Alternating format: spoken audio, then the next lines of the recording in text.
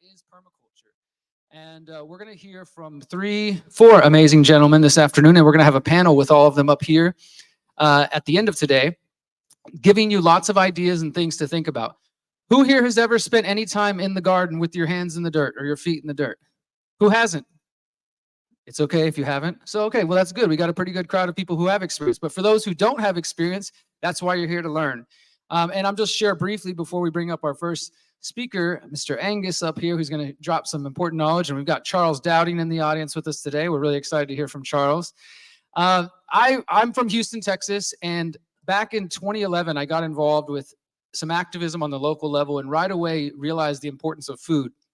And I got involved with a place called the Last Organic Outpost. It was in Houston, and Houston's a big city, 4 million people, and one of the poorest parts of town. It's called the Fifth Ward. There's no food around. It's what they call a food desert. You know, the only thing available is just the local corner store, the gas station with all the processed goods you could ever want, but not a drop of anything organic, healthy, nutrient-rich, etc. And that is where we chose to build what eventually turned into a 2-acre urban farm that became just a hub for community. We built a cob oven there. We'd make pizzas. We do hugelkulture. We do aquaponics. We do all kinds of different. It was just kind of a place for experimentation. You didn't even really have to know what you were doing. You could just come and learn and experience that. And over the years, I saw this transform the community where it went from being a total food desert, and it remained that way. There still were no grocery stores or anything, markets in the community. But at the very least, the locals had now a local place where they could come get involved and they could take home fresh produce and things for them in a place that never had it before. And I just saw how coming together and getting your hands in the soil, not only do I personally think is it a spiritual kind of transformation begins.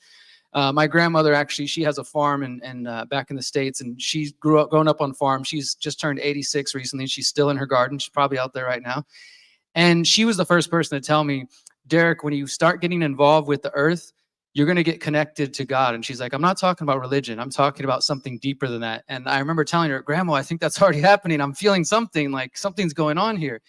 And so not only is food vital to our life and our existence and our survival, but having food that's healthy and can keep us actually being able to thrive, not just survive and eke out an existence, but also I think it helps us on a deeper level, that spiritual level, that community. And when we had this urban farm, people would show up. We'd say, hey, we're going to do 3 or 4 hours of volunteer gardening today. Who wants to come learn? And we get 10, 15, 20, 30 people out sometimes.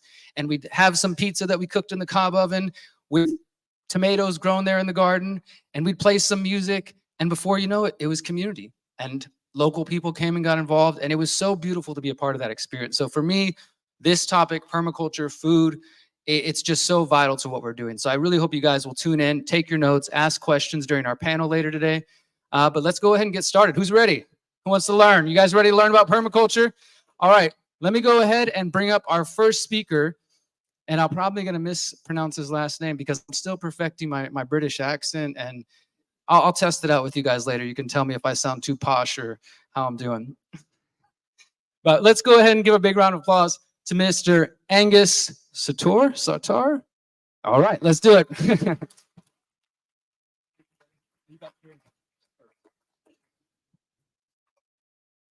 Now, I don't know about you, but I'm getting fed up of all this talk about war. We've had a war on drugs. We've had a war on terror. There's a war on COVID. And if it's not outright war, we've got conflicts going on. We've got conflicts between young people and old people, between women and men. We've got conflicts between people of different religions, different skin colors. Most people, they just want to get on with their lives and they don't want to get drawn into all this conflict. But there's one war that's been going on for some time now. And I think it's a war that we'll never win. And that is the war against nature. So this one I'm going to talk about first is about how our modern practices are destroying soil. So I need to get some pictures to show you for that. But really, this is a result of simplistic thinking, all this antagonism and the lack of understanding about nature itself. the soil that our food grows in, the soil that makes us healthy. There seem to be a couple of dominant tribes at the moment, and one of them's sort of absolute doom and gloom. It's like the planet's going to boil, and then in the extreme, we're all going to die. Well, we will eventually, yes, but then on the other hand, we've got the people that say, oh no, we're going to be all right because we're going to have electric vehicles, and we're going to have shiny solar panels, and we're going to have windmills, and then it'll all be looked after by artificial intelligence. And oh, look, there's a unicorn flying over the Royal Crescent. Now, I can't sign up to either of those tribes, and so I get into a lot of trouble. I don't get invited to speak in public, and that might be a bit of a warning for you. Some of the things I might say you might find a bit outrageous, but we can talk about that later. I'm basically here to talk about soil and health.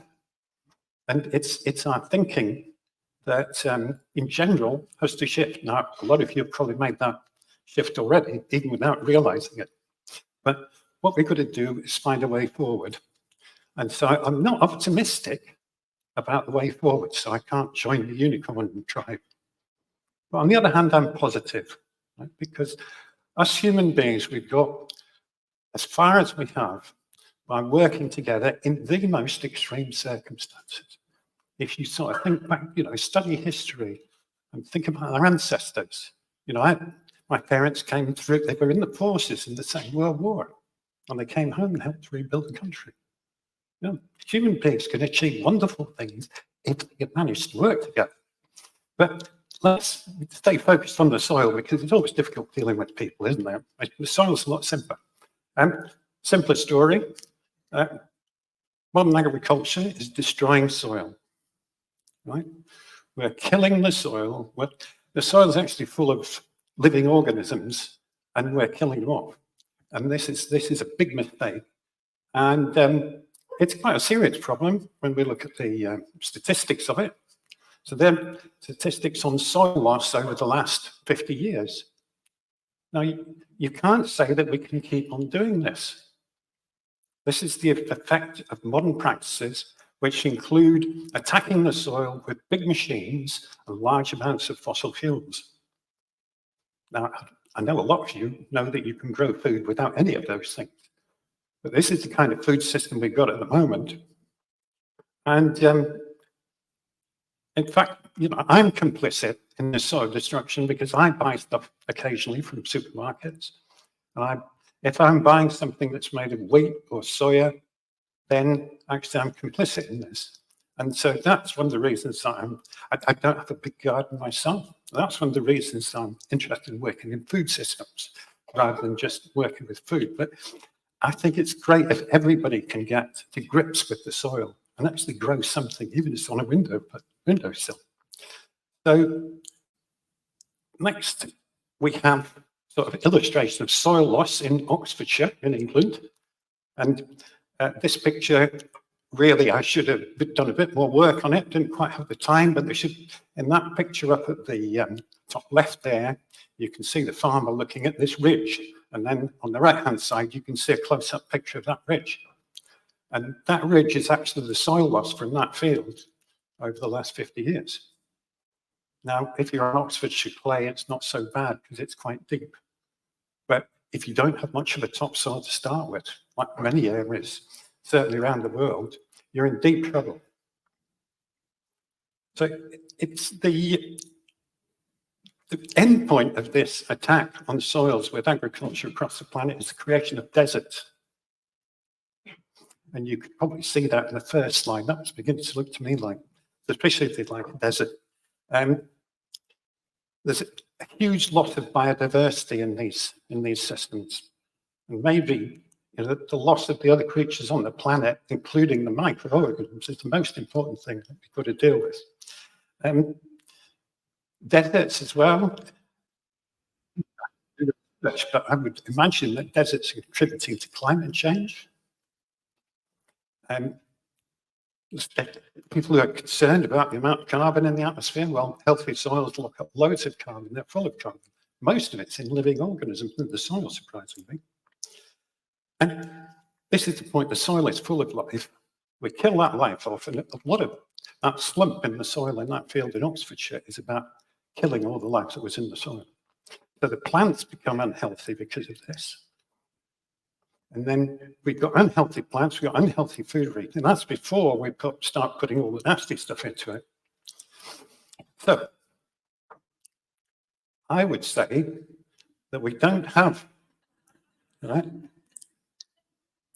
I'd even go as far as to say that we've got a health emergency at the moment. We were talking about health emergency this morning. It's a real emergency because we're faced with all of these problems. And I don't know about you, but I know quite a lot of sick people now.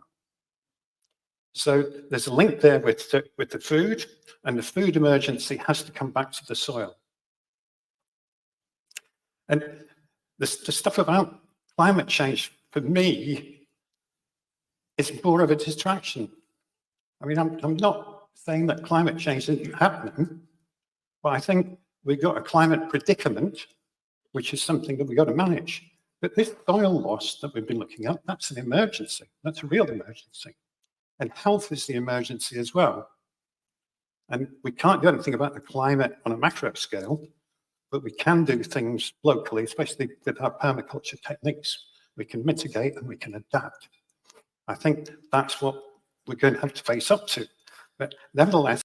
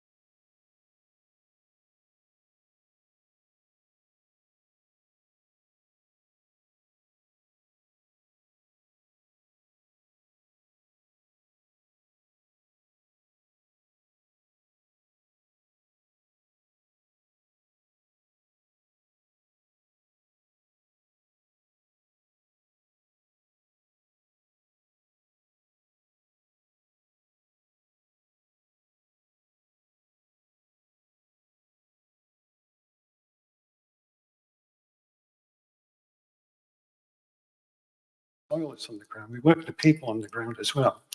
And we have to integrate people into landscape, really. So we've got these successful sites. You'll take it as read from me at the moment, but it's working. And at this point, I'd like to just recall that saying from William Gibson about the future is already here. It's just not well distributed. And it's usually used by the doom and gloom tribe to say that the machines are going to take over and all this sort of thing, because that future is out there, isn't it? You can feel it coming. But then on the other side, I look around and see what other people are doing very quietly. Probably it's best they're doing it quietly. And they're basically regenerating the soil, the ecosystems in their communities. So we know we can do it. So maybe I'll start focusing on why there's not more of it. If you can follow me and take it with me. So the emphasis has to shift, I think, above ground, because we've got the experience, and you hear from my associates later on about how to build up good quality soil and build community. It's worth reflecting on the moment about for a moment on the other route, which is a lot of these so-called policies that are set up at the moment are really exhibiting a quite severe form of blindness. And I've been doing a bit of reading around recently, and it's always seemed a bit crazy to me that all of a sudden in the next 25 years, we're going to change over completely to this wonderful renewable energy. But then I'm reading people who have actually looked at the projects and tried to resource them. They found there's not enough minerals and there's not enough energy in the world to do this next conversion to so-called renewable energy, because all these renewable energy devices, they're all going to run out in about 25 years. And when you look at the energy and especially the mineral costs and the energy associated with getting the minerals out, it's going to cause massive environmental damage. And then in 25 years, we're going to have to do it all over again. In fact, it's been awful for me, I've realized that the people putting these policies together, they're just wish lists. And in fact, Professor Jem Bendel's just written a stonking article about this recently, and he gave this address. It was called The 9 Lives of the Fake Green Fairy Tale. And I can't work out whether people are stupid. I think a lot of the politicians are stupid. And they're not technically educated, like some of the people like Simon Misha, who runs the numbers. He works for the Geotechnical Survey in Finland. He works for the Finns. Very experienced mining engineer. He's saying, he's looking at every aspect he looks at, there's not enough minerals, there's not enough copper. There's not enough energy to get the copper out. So really these policies are techno fantasies. And then I thought a bit more about it. It looks to me like all they're trying to do is to maintain the consumer society that we've got at the moment. This is a point that Jem Bendel makes. So how do we get by with less energy? Well, for a start, we can stop putting all this energy into creating our food. There's massive energy embodied in the food that we have. And what's going to happen really, one way or the other, as the energy available on the planet tightens up, unless we've got some new magic unicorn technology coming in the next 10 years or so, the system is going to have to simplify.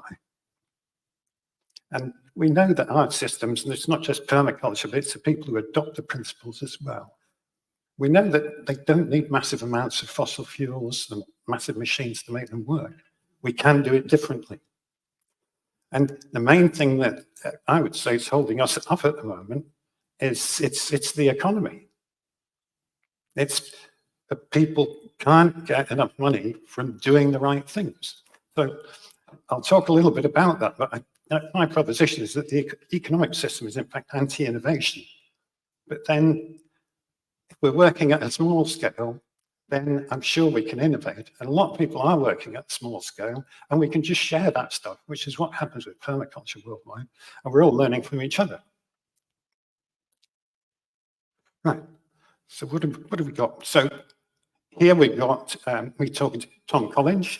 He's a livestock farmer in the Pennines. And he's not only producing healthy animals, he's also rebuilding soil, rebuilding the pastures, and he's hoping to introduce more trees into the property, which is always a sensible thing to do. In permaculture, trees are our friends. And I just had a good discussion with him about the problems that he's got and about how he's managing to survive. And it seems that the main reason for his survival is he got decent support from his customer community to start off with. He had a sort of ready-made network to sell into. And obviously, once these farmers can pick up their customers, then it becomes a lot easier for them. But at the moment, most farmers, big or small, they're not producing food for people. They're producing food for a market. And so the main problem for them is imports. Tom's saying in his business, there's things coming in from Eastern Europe where they've got lower animals welfare standards. And so it's cheaper. And that's encouraging the whole thing. I mean, some of those countries are probably in the EU, which I can't sort of really get my head around, but there we are. The supermarkets as well, the farmers selling to supermarkets are powerful entities, and small farmers get squeezed out of that.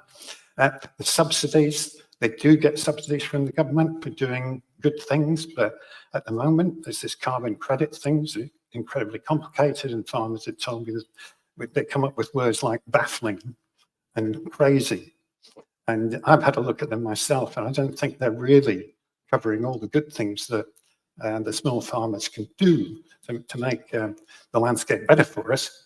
And always in the background, you've got these large entities blooming, which I'm now calling them carbon farmers, because they're waiting for small farmers to go out of business so they can grab hold of the land and plant any old trees on it and get their money from carbon credits. So the trouble is, with the larger organizations, they've got good lawyers and good business planners, and they've got deep pockets. And so these small farmers are struggling. Small growers struggle in my part of the world. There's hardly anybody making money out of growing vegetables. But on the other hand, you've got pioneers like Nick Green with an incredible farm in the Upper Calder Valley. And they make their way with this just by having lots of activity. Well, what they're doing, this is a innovative vegetable growing thing on the hillside that they've got there. And they've got extremely productive. But next big thing is that he takes out small animals like cows, rather small breeds of cow, onto the landscape, and they're actually encouraging tree growth with that. And that's an interesting thing. We're missing the fact that a lot of animals and plants have evolved together, and they support each other. And if you get in a productive environment, then the trees grow faster, and the cows are there and happy. But you can't have huge stocking rates on that, and it's not an economic thing at the moment. But they can make this pay by having people doing unpaid work. In fact, if you think about it, most small businesses start with unpaid work because there's not enough money to finance people starting them up. But then we've got my friends in the same part of the world. Here's Jenny Slaughter, who started Crop Share Project, which is basically, it's not a vegetable box system, but it's based on the same idea. They just use bags because it's easier to get in the van. That's a bit innovative, I thought. And all these little innovations can happen when you're confronted with the problems, and you've got a bit of freedom to innovate. So with Pennine Crop Share, they did something quite intelligent, and they put themselves in the middle of the value chain to start with. So they're working up all these customers for their vegetable delivery system, and then they're looking back along the chain to the growers and the farmers. And that's what Jenny's doing at the moment with her Grow and Graze project. Interestingly, they've got an event on at Hebden Bridge Town Hall tomorrow, and it's called Save Our Soils. And it's probably going to be exactly along the lines of what we're talking about this afternoon. So there's, again, that needs a lot of unpaid work to get part of it. That seems to be that money is part of the problem, economics is part of the problem, and actually for us at the moment, the availability of minerals and fossil fuels is not such a problem. And so somehow it's the real things in life aren't that important to us as long as we can build up the soil, because that's our capital. Whereas the conceptual sort of away with the fairies ideas like economics and everything seem to be ruling everything we do. All seems a bit back to front, doesn't it? Before you think I'm completely regressive and going backwards and reactionary and everything, I've been involved in innovative food projects. Indoor growing, so this is actually growing in water. It's more difficult than growing in soil, but nevertheless, there's some really interesting systems there. Derek was alluding to a few of them early on, and the sort of community basis is an ideal place to experiment with this. Because the big growers just go at it at scale, and then it becomes, you know, we can't reach it and we can't do the innovation we want. So we're not anti-technology. You can do all sorts of interesting tech things there with Arduino controllers and Raspberry Pi computers helping with the control of it. But I do prefer to concentrate on building up soil in the planet. It's something that we can all do, even if you're just growing things in a window box. So I'd encourage everybody to have a go at growing food. Just have a go at growing a few plants. Grow some flowers. Doesn't matter. And find out more about soil. And as for building our food system, these modern food systems, there's a lot of effort and work involved. There's a lot of skills involved in it as well. Because you think, oh, well, it's about growing food. Well, no, there's a bunch of people growing food, but then we're going to need all sorts of other people, like the sort of packers and drivers for delivery. So there's all, and then logistics planners. You know, you get some quite sophisticated things in there. Software producers. You know, maybe electricians, who knows? And there's also a need for good project management, good business skills in there. So in a way, most people could contribute something to a local food network. And we're going to have to do a bit of guerrilla economics to do it. So the difficulty is that the growers and the farmers can't afford to pay a lot of money at the moment, and people don't have a lot of money to invest in things. But what a lot of us do is we've got a bit of time. And I do a bit of this. I give a few hours a week to projects that aren't earning any money. I often give several hours a week actually thinking about it. But I'm seeing those projects grow, and I'm feeling that my input is making a difference. And so if you don't have any land and you can't grow food, you could at least consider helping somebody near you who is actually producing food. It might be helping them along the chain of getting stuff onto people's plates. You could include cookery in all of that, couldn't you? Retail. Loads of skills involved. So I think most of us could contribute something to that. But these pioneers who are running these projects, they're busy. They often don't have time to go looking for the people. So I think one of the first things that any of us could do is to start looking, maybe just an hour a week, you look and see who's doing interesting local food things near you. And then you can take it from there, right? I think we're going to have to rebuild. The bad news is we're going to have to rebuild these local delivery systems, growing and delivery systems. We're going to have to rebuild them ourselves. Nobody's going to do it for us. And so people's time becomes a most valuable investment if there's not a lot of money around. And this is the guerrilla economics. And I'm looking forward through the weekend talking about money a bit more, because money seems to hold so many things up that's going on at the moment. So where are we?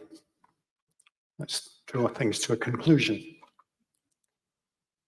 I recommend you read this essay. I'll put some links in at the end of the slides here, if you can. But you can look this up online. It's a lecture that Murray Bookchin gave in New York in around about 1978, was it? It's got a classic anarchist title, doesn't it? Why doing the impossible is the most rational thing we can do. But I like this idea about utopia, not futurism. And by futurism, he does mean all this so-called renewable energy and the pharmaceuticals, and that people are imperfect things and we need to use technology to fix them. That was what he was talking about in the 70s. Very, very prescient. It stands up very well today. And that's not a good direction. I prefer Simon Michaux's description of where one could be like Arcadia, because Arcadia it's almost like a real place and it's not far away, but people are really integrated into landscape and they're part of nature and they're enjoying it and they have a happy life. So I'm definitely an Arcadian. And I want to move in that direction.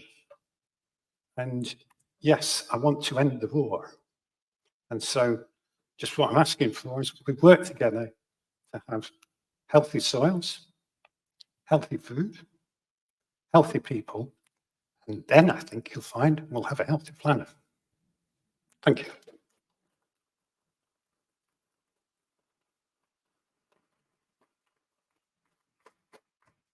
Thank you, Angus. That's incredible. If you can see the Steve there. Thank you. So it's been incredible to have so many veterans of the food independence movement with us here. We've got a real richness of expertise in the room, but we've also got a couple of new up-and-comers in the room with us today. In fact, they're almost in the room. They've just gone to use the bathroom. Here they come. So I think this is a really important subject. It's one that really came to my attention during, again, we won't use the C word again, but during the COVID chapter, where we felt firsthand what food security or the threat to food security looked like. Now, some people sat back and kind of panicked and went and bought loads of stuff. We had the toilet roll crisis, which may not have affected our food, but may have affected us after the food, depending what you eat. But my two dear friends, Rich and Nick, they were in France and they came back to the UK because they realized something was happening and they wanted to come here to be with their family and to start taking action and to raise awareness of what they were witnessing unfold. And rather than just sit back, a lot of people during that first stage, I remember where I was living in Bristol, do you remember it was sunny during the first lockdown? There were people literally, I could hear the popping of like Prosecco bottles, in the back garden, people were chilling. And I was thinking, wow, this is such a great opportunity for us to actually do some meaningful work. That's what I chose to do. But this is what these boys chose to do as well. So they started a project called the Nourish Community from the ground up, from scratch, learning from the very essence of, what types of seed we need, how we make use of the soil.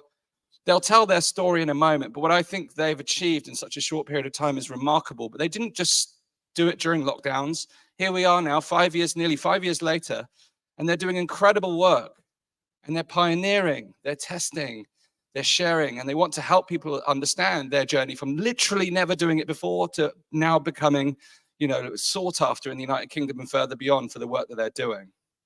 So it's a great pleasure. If they are already mic'd up, I can't see back there now. Here they come. They've become dear friends of mine. They live just outside of Bournemouth. We go cold water swimming every Friday morning together. They've become very close friends of mine, and I'm honored that they're here. So please welcome Rich and Nick Stone to the People's Reset stage. Hey, Dan. Oh, mate. Awesome. Thanks, mate. It was awesome, yeah. Yeah, that was good. Yeah, cool. Right. Thanks, man. Are we on? Are we good? Can you hear us? Why can't you hear me? Can you hear me? Yep. Oh, wow, that's mad. Hey, good afternoon. How are we all? Yeah, welcome. God, that light is really bright. Yeah, you can see us, but we can't see you. Yeah. So, yeah, welcome. You having a good day so far? Yeah, oh, it's so nice to be here. Really, really cool. I know when Dan sort of invited us to come along, it was going to be such a sort of privilege and an honor, and sort of spread our message, our word, and hopefully sort of break down a few barriers and encourage people. Sorry, Dan. to sort of be more open to growing food, and it doesn't have to be such a like overwhelming thing. Because yeah, like Dan sort of said, it was 2020 when our sort of journey really started with food growing, and it was yeah, it's been quite a process. It has, but I just want to say also, it's an absolute privilege and such fun for Nick and I to be chatting with such a like an aware and awake audience today. And just want to say one thing is we have a like more of an interactive Q&A workshop later on. So we're going to really today just share our kind of story of how Nourish we kind of got started, and then in the workshop later on we'll be able to like engage more with you guys and really dive into the nuts and bolts of how we started the food project and kind of like where we see ourselves kind of moving forward.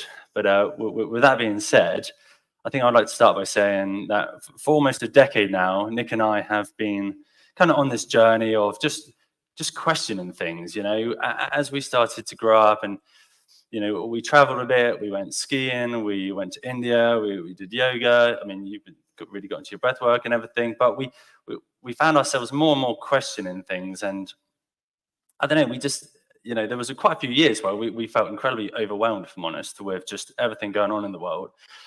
But before that, we completely, I had this belief that when I grow up and get older, I'm going to win the lottery, make tons of money, give it to some of these charities, and they're going to find a cure for these diseases. And Well, like Bill Gates. Exactly. Hey. Don't get me Sorry, started on him. We can make jokes like that, can't we? Yeah. No filters. No filters. Okay. I think my mic's slipping a little bit. You good? My Britney Spears mic is slipping. Are we good? Yeah. My hang? Right. Yeah. So, but it wasn't until about a decade ago is when we started to go, well, hang on a minute. I thought this and that, and well, hang on a minute, the drug companies, and well, hang on a minute, that person owns that company, and that's connected to that, and well, why are we getting more ill, and how come this doesn't work, and wait a minute, why am I taking a magic pill for that? But that's just drug management, not drug cure, and cure is this, and so it kind of took us on this absolute journey of, yeah, a lot of it was overwhelm, and it was quite frustrating because we were in a group of friends at the time where, you know, we were very much still kind of going out having fun, partying a little bit too hard, if I'm honest. But yeah, this cooling inside of us really started to go, hey, man, what's going on here? But so it took us on this journey, like I said. And do you want to continue about? I'm just clearing my throat. Okay. But I will. Where yeah, we started to travel a bit. We went to India, and we started to meet some incredible people. And we always had this feeling. I was like, we're going to do something, but I don't know what that is yet. And it wasn't until, well, 2020 or 2019, 2020, we were living in France, and I think you explained this nice and well. Oh yeah, no. Experience. Yeah, so we were living in the French Alps. We've always been sort of mountain sort of guys, love it. And then yeah, 2020 hit, or the build up to it, end of 2019, and yeah, we thought, okay, at first we thought, okay, is this something serious? We've got to be a bit focused about. Lockdown was about to kick in, or it was creeping in a matter of days in France. So we thought, okay, why don't we flee back to England? England's still open, and we'll just sort of ride this out for a few weeks, you know, until, they said there were a few weeks to flatten the curve kind of thing. And then we'll be good again, hey? So we came back, and obviously what happened. And it literally started with, we had time on our hands. We were very fortunate, and we don't forget this, that we had the space at our mum's, at the family home. There's a decent amount of land, around a couple of acres, and there were some polytunnels that my dad was growing a few years ago. And we just felt right to start growing. It was going to be a few bits and pieces. At this point, we were still going to be going back to France, weren't we? Yeah, we were still renting our place out in France, and yeah. But we just thought, if we ever think this doesn't make sense, we're supposed to be going back, but hey. So we just started growing a few things, and it was literally, okay, a bit of common sense. You know, you need some sunlight, you need some water, hopefully some good soil health. You know, you can germinate a seed and you can grow a plant. But it was kind of like, we joke around, we were literally standing in the garden with packet seeds and YouTube with Charles Dowden on. Yeah. Yeah. And like, right, so this is how you plant a seed. not quite that, but you get the sort of gist. And it literally just the days rolled on, and we were very fortunate. We had time on our hands. The summer was beautiful. That in 2020, that was one of the good things about it, wasn't it? But can I just add, though, I have to admit, there were lots of barbecues and Prosecco. Yeah. Sorry, Dan. We did have a few IPAs, but it was, sweat After a hard day's work. And it just all, pardon the pun, organically grew. And we just felt intuitively, this is when we started to drop out of the head and come into like sort of the present moment. It was like, this just feels right. We feel like this is going to turn into something. We don't know what it was, but it felt right. And we've always heard, and I'm sure a lot of us sort of feel the same, or that awareness of, we always knew there was going to be a shift coming, or there is a shift coming, from a more spiritual, bigger picture, we're sort of evolving, and, old, more corrupt systems are starting to break down or be more exposed, and we're going to live in this world or create this world where, it's much more community and heart-centered and all this. And it suddenly dawned on us like, oh, we're seeing this actually play out, and this is sort of one of our things we can do to start to, what do we want to see in the new sort of earth, the new world that is sort of solution focused. And we went from spending about a year of being sort of us against the system, attacking sort of, we're loving the London marches and, quite sort of, we're passionate. We were pretty vocal online, weren't we? Yeah. And it created a bit of friction between some of our friends and family. So 2020 was kind of like, we were like, screw you, kind of like, you can't tell us what to do, all that kind of stuff. And I still have a little bit of that fire in me, but I try and manage it a lot better. I do. We do a bit of breath work and yoga, and we should walk back. Thanks to Nick. But it was 2021 really when we were like, right, we got to switch gears here. We got to become more solution focused. We got to, come on, we're like, deep down, we're like optimistic guys. And I think at the time, I also 2017, 2018, 2019, I started to discover more about like blockchain technology and stuff. And I was learning about the scam financial system. Before every financial collapse, you see like hyperinflation, food shortages. And I was like, oh, it's like, when is this time coming?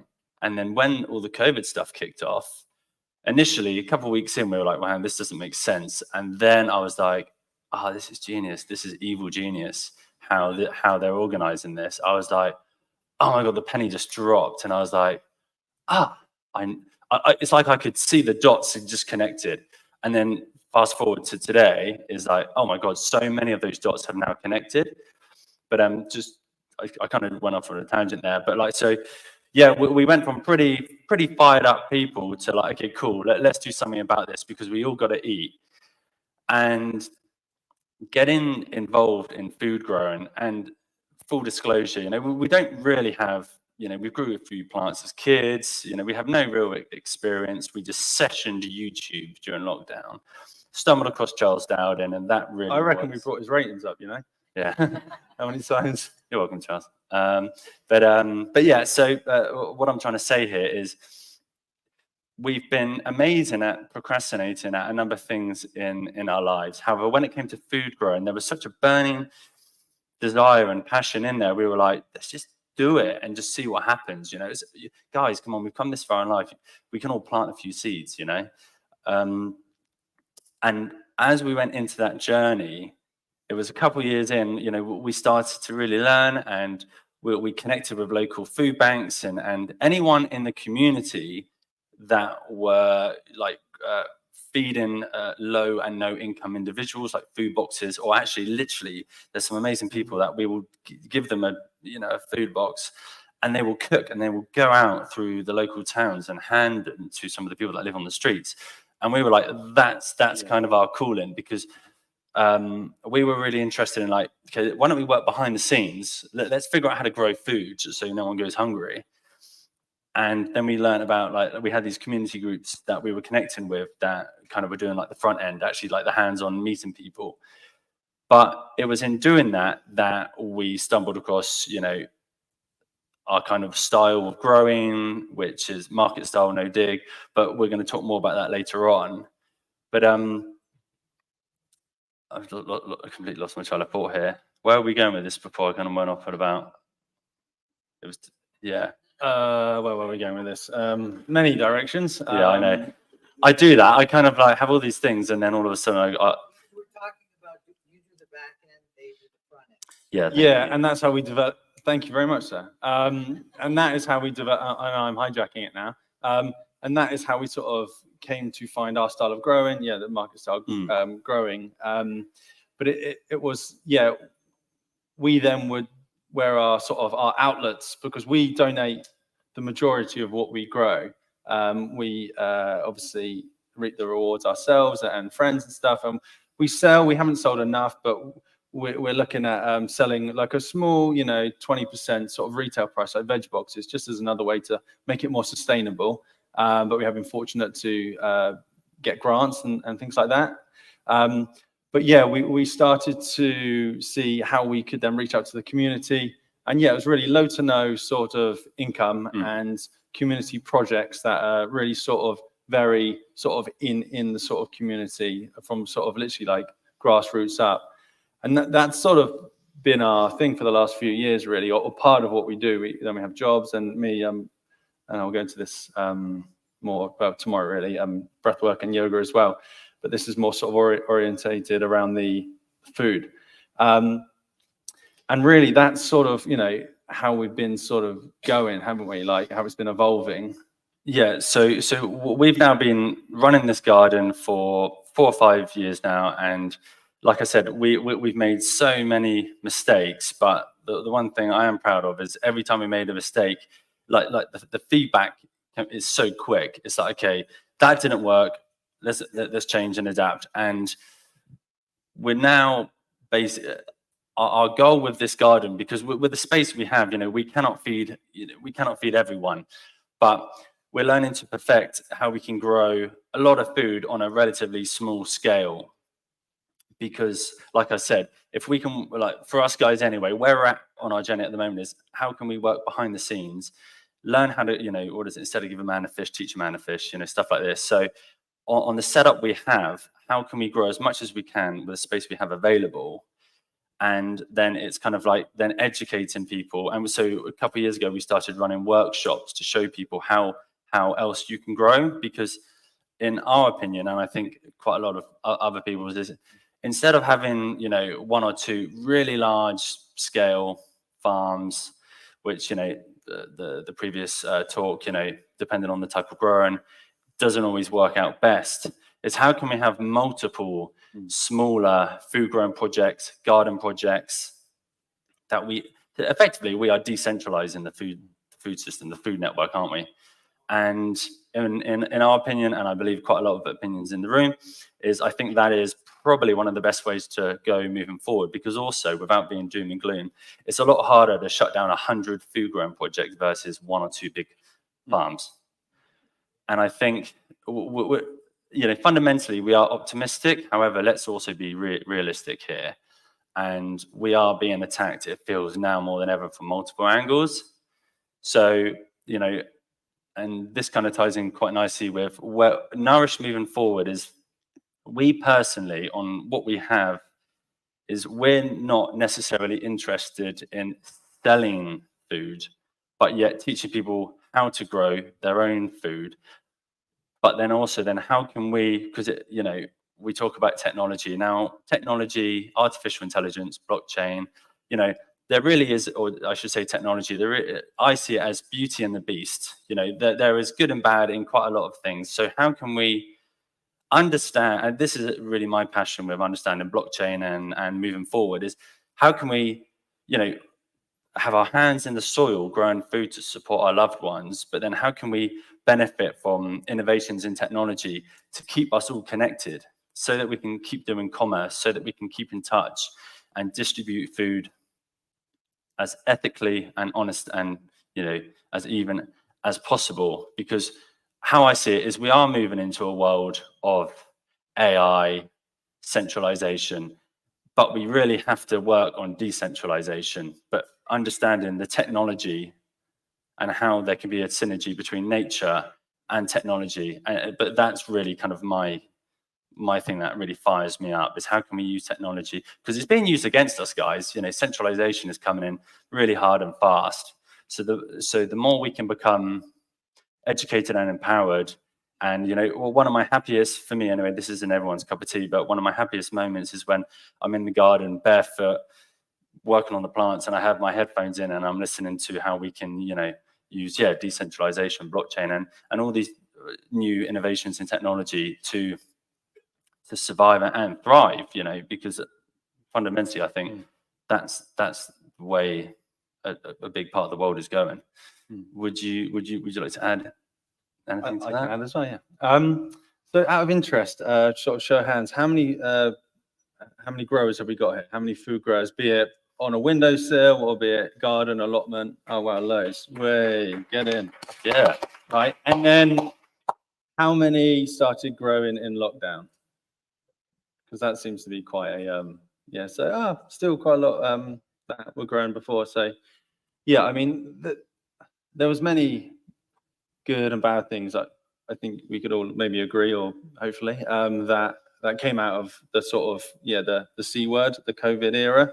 And one of them was the weather. It was very nice there. But I felt like it was a trigger. It sort of lit a slight, gentle fire up under our backsides. How can we start to take action?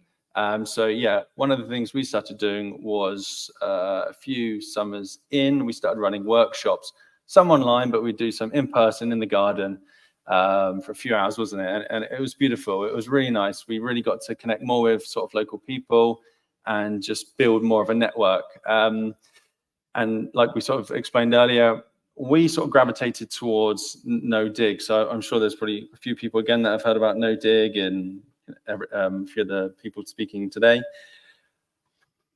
Because one of the things that was coming up again and again was, okay, hey guys, really cool what you're doing, awesome, keep it up, but I live in a flat, I haven't got the physical space. And I think it was something Angus said earlier as well, is getting more into food systems, because let's also be realistic as well. Hey, it's great what we can do, but how can we sort of make this more sustainable, and be more solution focused? If a chunk of us are living in apartments, we've got no actual growing space outside, what can we do inside? So that what sort of gave birth to one of our workshops was how to grow a lot of food in a small space. And although we've got a bigger space, the principles we would use in that can be then used in any given space. Again, we'll go more into this in the workshop, but this was just a real sort of beautiful way of, okay, now how we can become more solution focused. And one of the biggest things and one of our sort of favorite principles of growing is multi-sowing. Again, show of hands, how many people heard about multi-sowing? Yeah, so a few. So multi-sowing, I think, is going to become more and more a thing of the future. Not everything can be multi-sown, but like simply put, say like bulb onions, for example, or beetroots. We do a lot of bulb onions and beetroots. Instead of literally a packet would say, you plant one bulb onion and then you've got, I don't know, like 4 inches, or we stopped looking at these packets now, but like every 4 to 6 inches, you'll then plant another one, and you make this sort of grid system.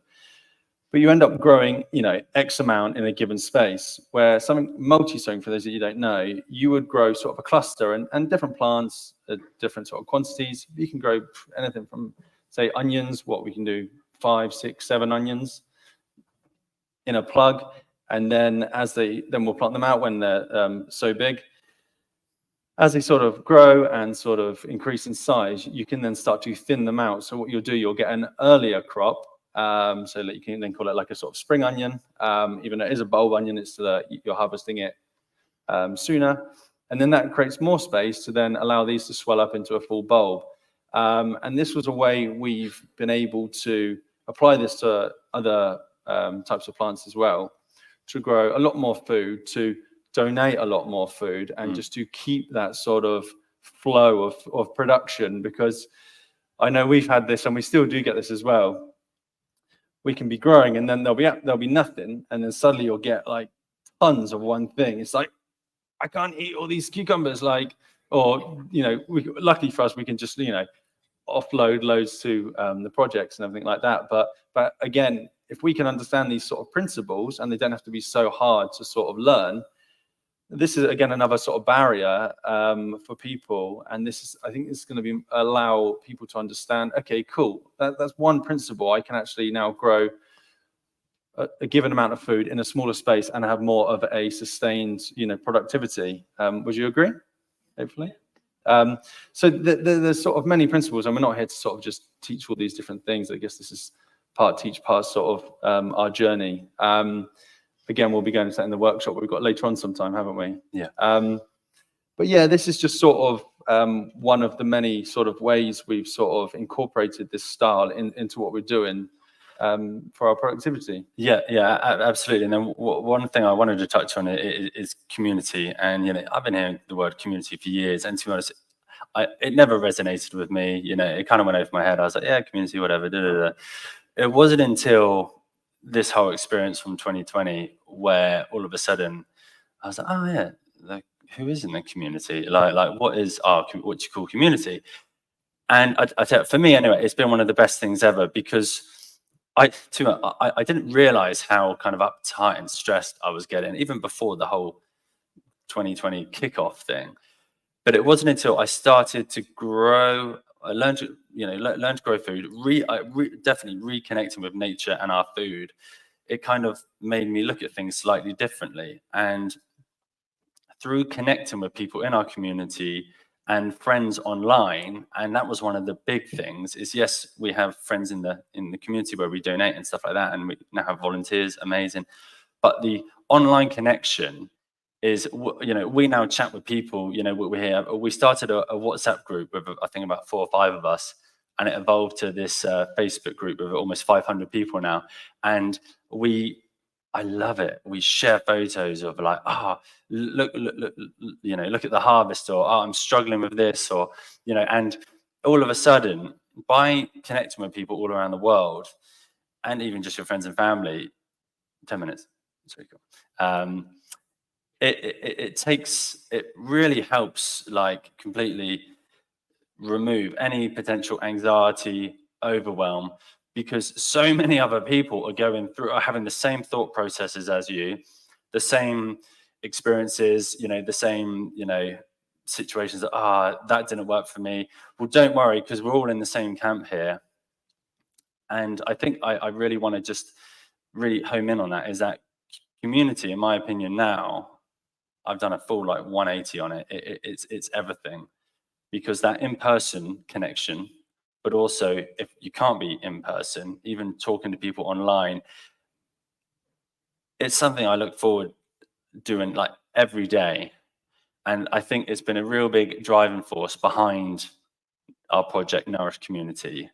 And, you know, I just can't emphasize that enough, that literally just by connecting with people. And so I think what I want to say is, I really want people, like, if you have any questions, obviously we've got our workshop later on, but you can connect with us online, because, you know, we will always do our best to get back to you as, you know, as soon as possible, because real food, and, you know, I don't even get me started on the war on food, because, you know, you've got real food, fake food, and like whatever narrative they want to pump behind why we should be eating certain foods, you know, whatever.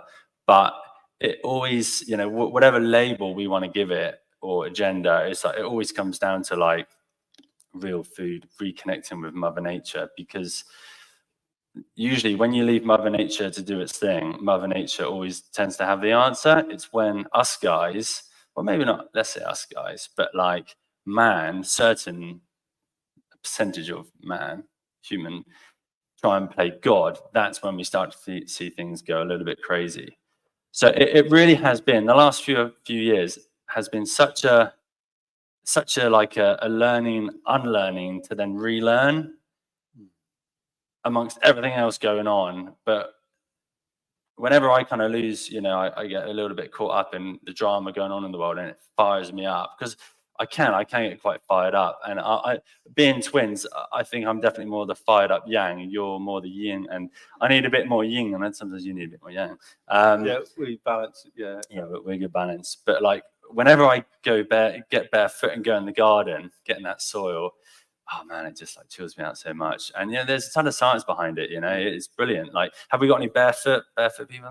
Barefoot hands? Yeah, come on, it's brilliant. It has been so good. That time in lockdown, we were down. Leave the soil untouched, keep the soil, all that stuff. I was digging in.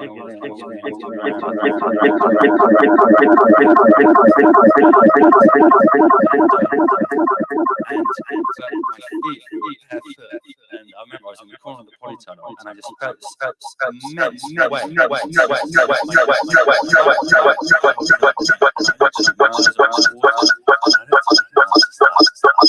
know what that was. That felt amazing. And I want more of it. And all these ideas, all this intuition, and it was quite a moving experience. And I've told that story probably 100 times now, because that moment was one of the strongest moments I can remember I've ever experienced in my life. And because we acted on intuition and not letting the monkey mind take control, we are where we are. We are where we are here today. Yeah. And it's been bloody awesome.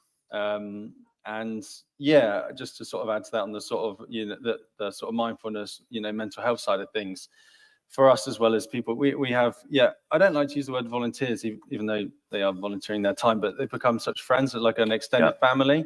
We have people that come to the garden because they're like, thank you, like I'm happy to just, I was going to say graft, like they can, they don't have to graft, but just donate some time, volunteer some time and energy, because it is their sort of release. And for that, it's been such a beautiful opportunity to facilitate that space for people to come and feel safe and to sort of, release and relax and have a bit of a reset. Because just to sort of touch on what we did earlier, part of what, we both trained in India yoga training. I sort of went more down that route and then went into breath work. But we're both very much into sort of, more holistic ways. How can we move, we eat, we breathe, think, to live a more sort of sustainable way.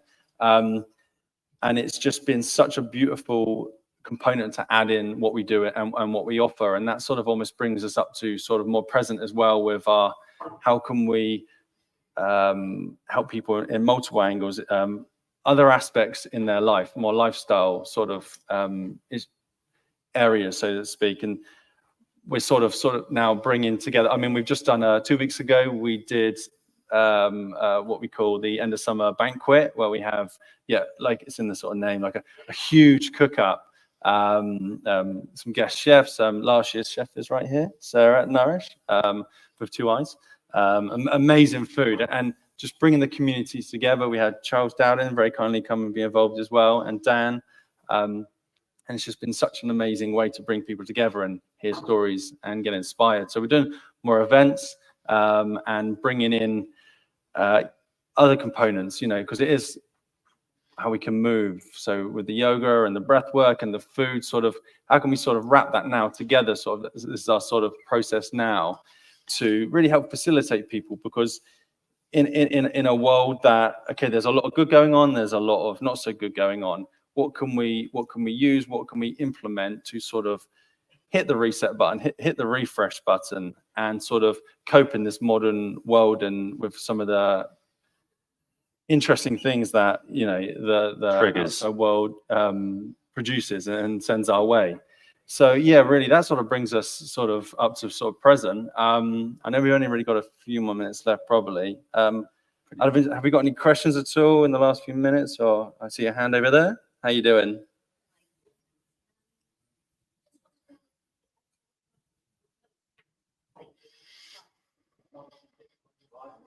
Anyway, I would have liked to ask the previous speaker, but it applies to you as well. You haven't actually mentioned, but I'm assuming that you are advocating organic farming versus because you haven't talked about the effect of pesticides on the soil. At least that's more to do with the previous guy. But so can we take it as a given that you're talking about farming organic or growing stuff organically, right? Yes, yeah. Apologies, we didn't mention that bit. We do grow organically. We don't use any form of chemicals or sort of treatments at all on the plants. It's literally a very natural way where things like sort of, not to always keep referring back to no dig, but there's really good benefits that come from that, where you can afford to, okay, there's more time and energy, but yeah, we do basically, we're organic. Yeah. But we appreciate not everybody can do that. We appreciate it's hard to actually be 100% organic. I mean, what actually is that? Like, are you gonna sort of, we're chatting about this earlier, weren't we? Like, if you look at where you get your horse manure from, you know, your compost, what were the crops sprayed with? How far back can How you far go? back do you want to go? And that's a really good Okay. point, actually. Thank you for mentioning that. What is 100% organic in this day and age? Like, I think what we can do is our absolute best to live a more natural, organic way. But given the current situation, you can only do what you can do. And I don't think there should be a pressure to sort of, oh, you should be organic, you should be this, you should be that. Yeah, try and like cut out and reduce the amount of, excuse my language, crap that they put on food and plants and growing. But, you know, do what you can do. Fortunately for us, where we're at, we organic seeds, we make our own compost. We have actually horses in the garden that eat grass, the hay that they eat. You know, technically, I don't know if that's been sprayed on something. Hopefully it hasn't, but we're as organic as we can be, put it that way. Any other questions? We're good. I think that probably wraps us up as well. Pretty good. Dan, how are we doing? We're good. Yeah, right at Nice. time. So thank you very much, gentlemen. Okay, thank you. Thank you. Thank you very much. Thank you for having us, guys. Cuddle? Yeah, big cuddle. Good to see you, man. Yeah, mate. Yeah. It's awesome. So the good news, these guys are going to be back with us shortly, actually. So Charles Dowding is going to be joining us in a moment. So Charles is our final speaker of the day, but then we're bringing all of our permaculture speakers back on stage for a Q&A participatory discussion with all of you. So that's where you'll get your chance to have any question answered, multiple perspectives. So we're looking forward to that to close out the session. So before we continue with our next speaker, we just got a quick word from our sponsors.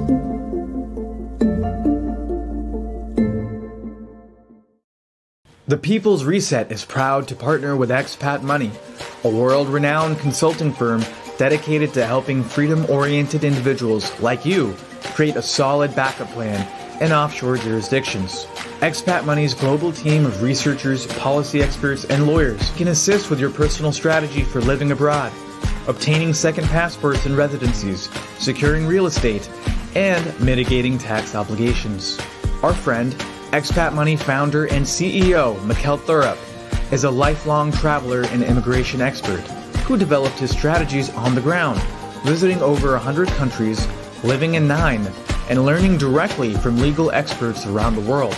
And there's no better way to start your journey than by joining us for the upcoming Expat Money Summit this October 7th through the 11th. This event is completely free and will be held entirely online. Over 5 days, we'll dive into the crucial topics affecting those who value freedom above all. Get your free ticket here, 2024.expatmoneysummit.com. Thank you very much. Sounds fascinating. So, okay, so without further ado, we're going to introduce our final speaker of the Food Independence session. So many of you have come up to us and said that Charles is one of the very reasons that you've come to this event. I recently had the opportunity to actually visit Rich and Nick at their space where they had an end of summer banquet where Charles and I were both guest speakers.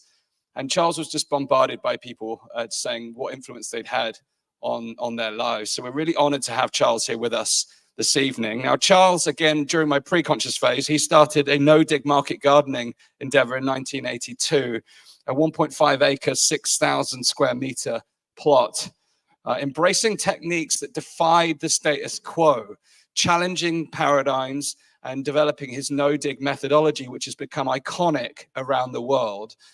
His YouTube channel now has influenced many different people around the world to embrace very different ways of approaching their community garden. And we're really excited to welcome Charles and have him as our special guest today. So please give a warm welcome to Charles Dowding. Oh, by the way, I love his title, How No Dig Liberates the Soil and Us. Viva la liberation. Thank you, Dan. Thank you very much. Thank you. Over to you. For me, one of the best things about lockdown time was meeting people like you guys, because I'd done a lot of garden teaching before that, and most of the people who come to my day courses and classes would be younger than me now. I'm in their 50s and 60s. I'm 65, in case you're wondering. And a lot of people who'd been gardening already. There weren't many kind of new people coming in, and that really changed during lockdown. And I sensed it coming and managed to get out.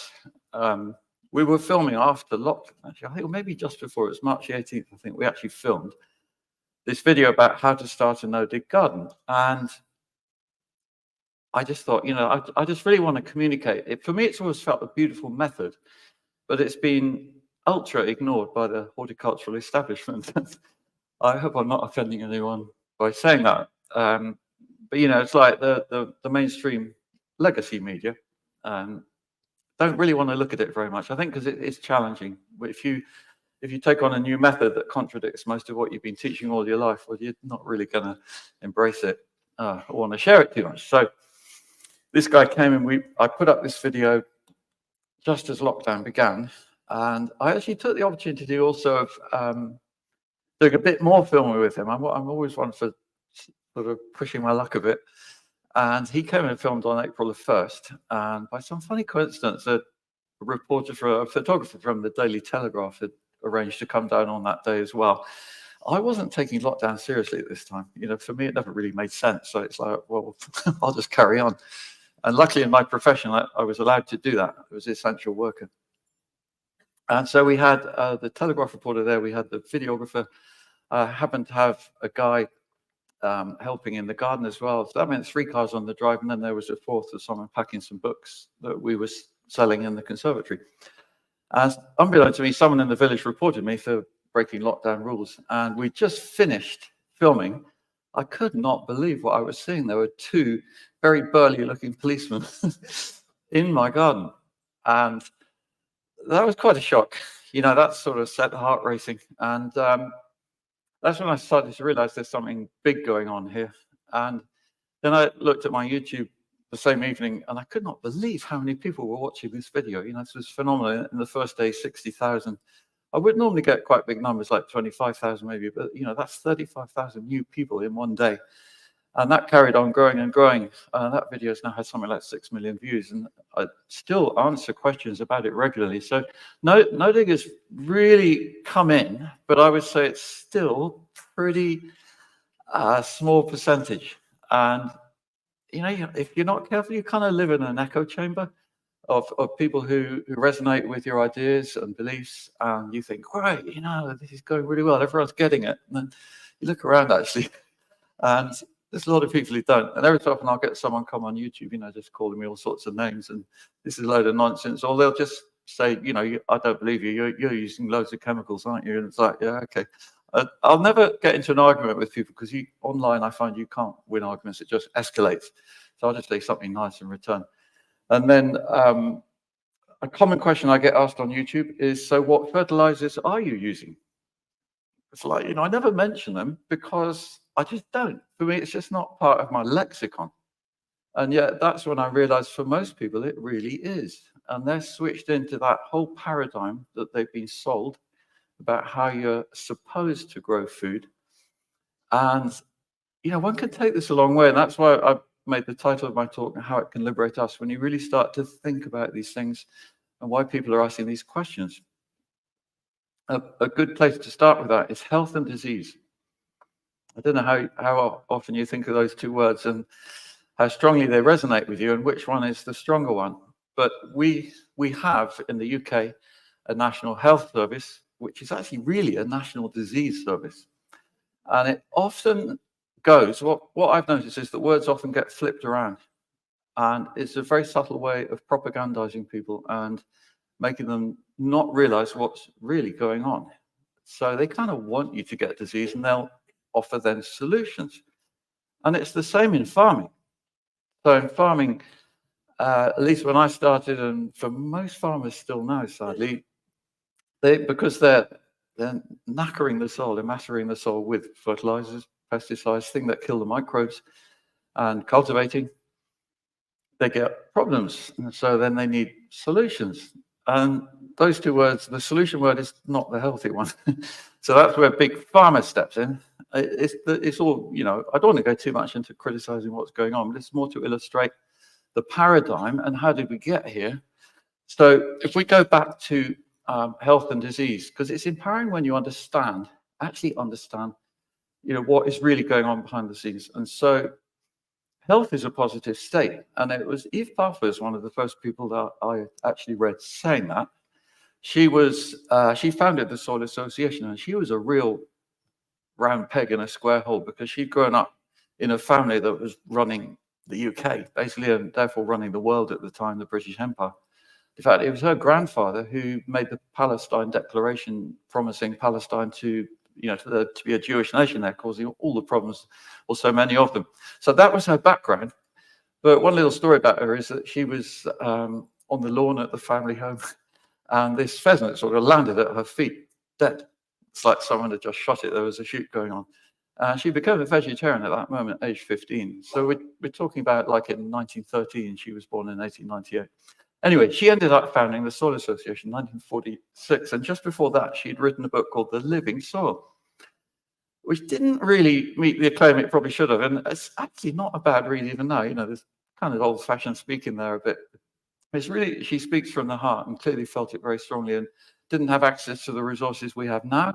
Also, there was a paper shortage when it came out during the war. They couldn't get enough paper to print as many copies as they wanted, but she started to get letters from like all over Europe, you know, actual letters. That's the only way they could communicate. And she realized there was a need for more of this kind of knowledge. And one of the things she said around the publication time of this book was that health is a positive state, and health can be as infectious as disease.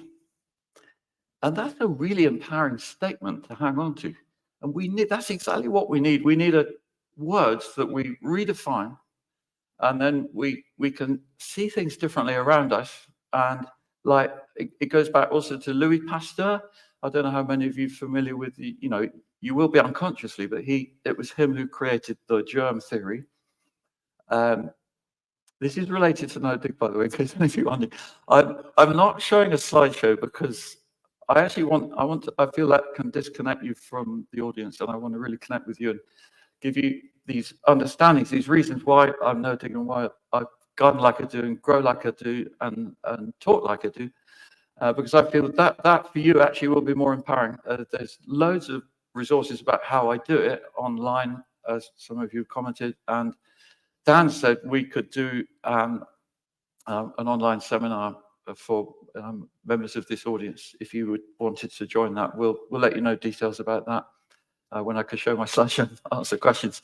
But going back to Pasteur, so he created the germ theory, and he had a big rival at the time in science, the French biology, late 19th century, called Antoine Deschamps, who's had the alternative theory.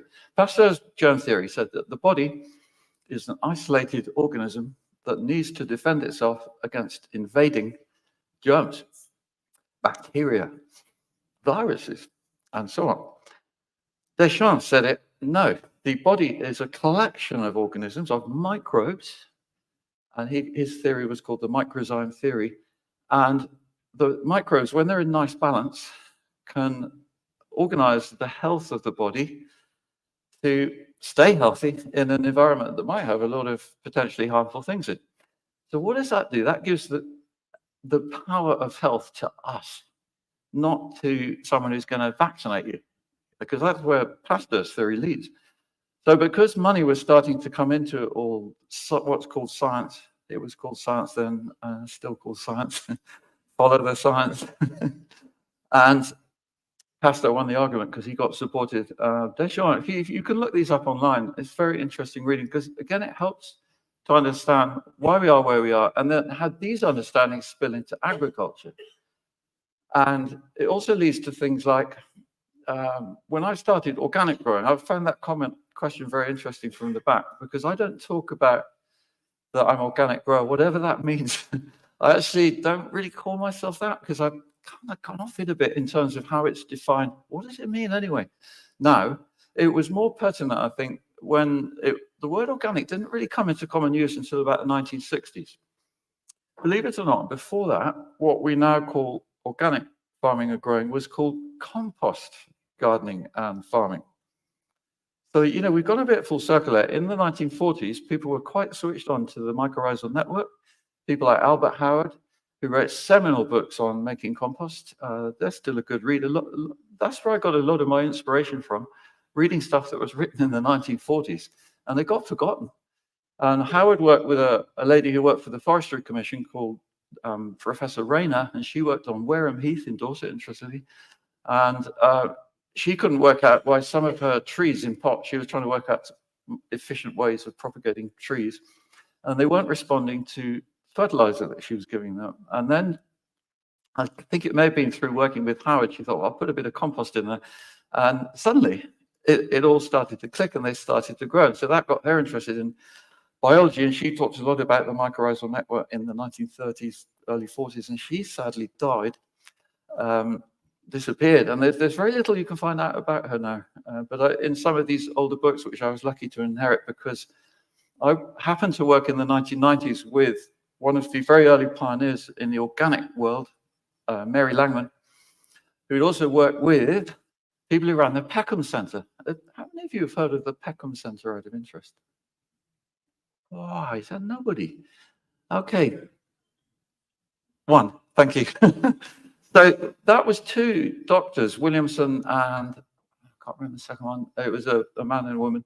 And their theory also, this is before NHS, a lot of people in the 1930s were thinking, how are we going to get people more healthy? They were noticing there was a big disease problem.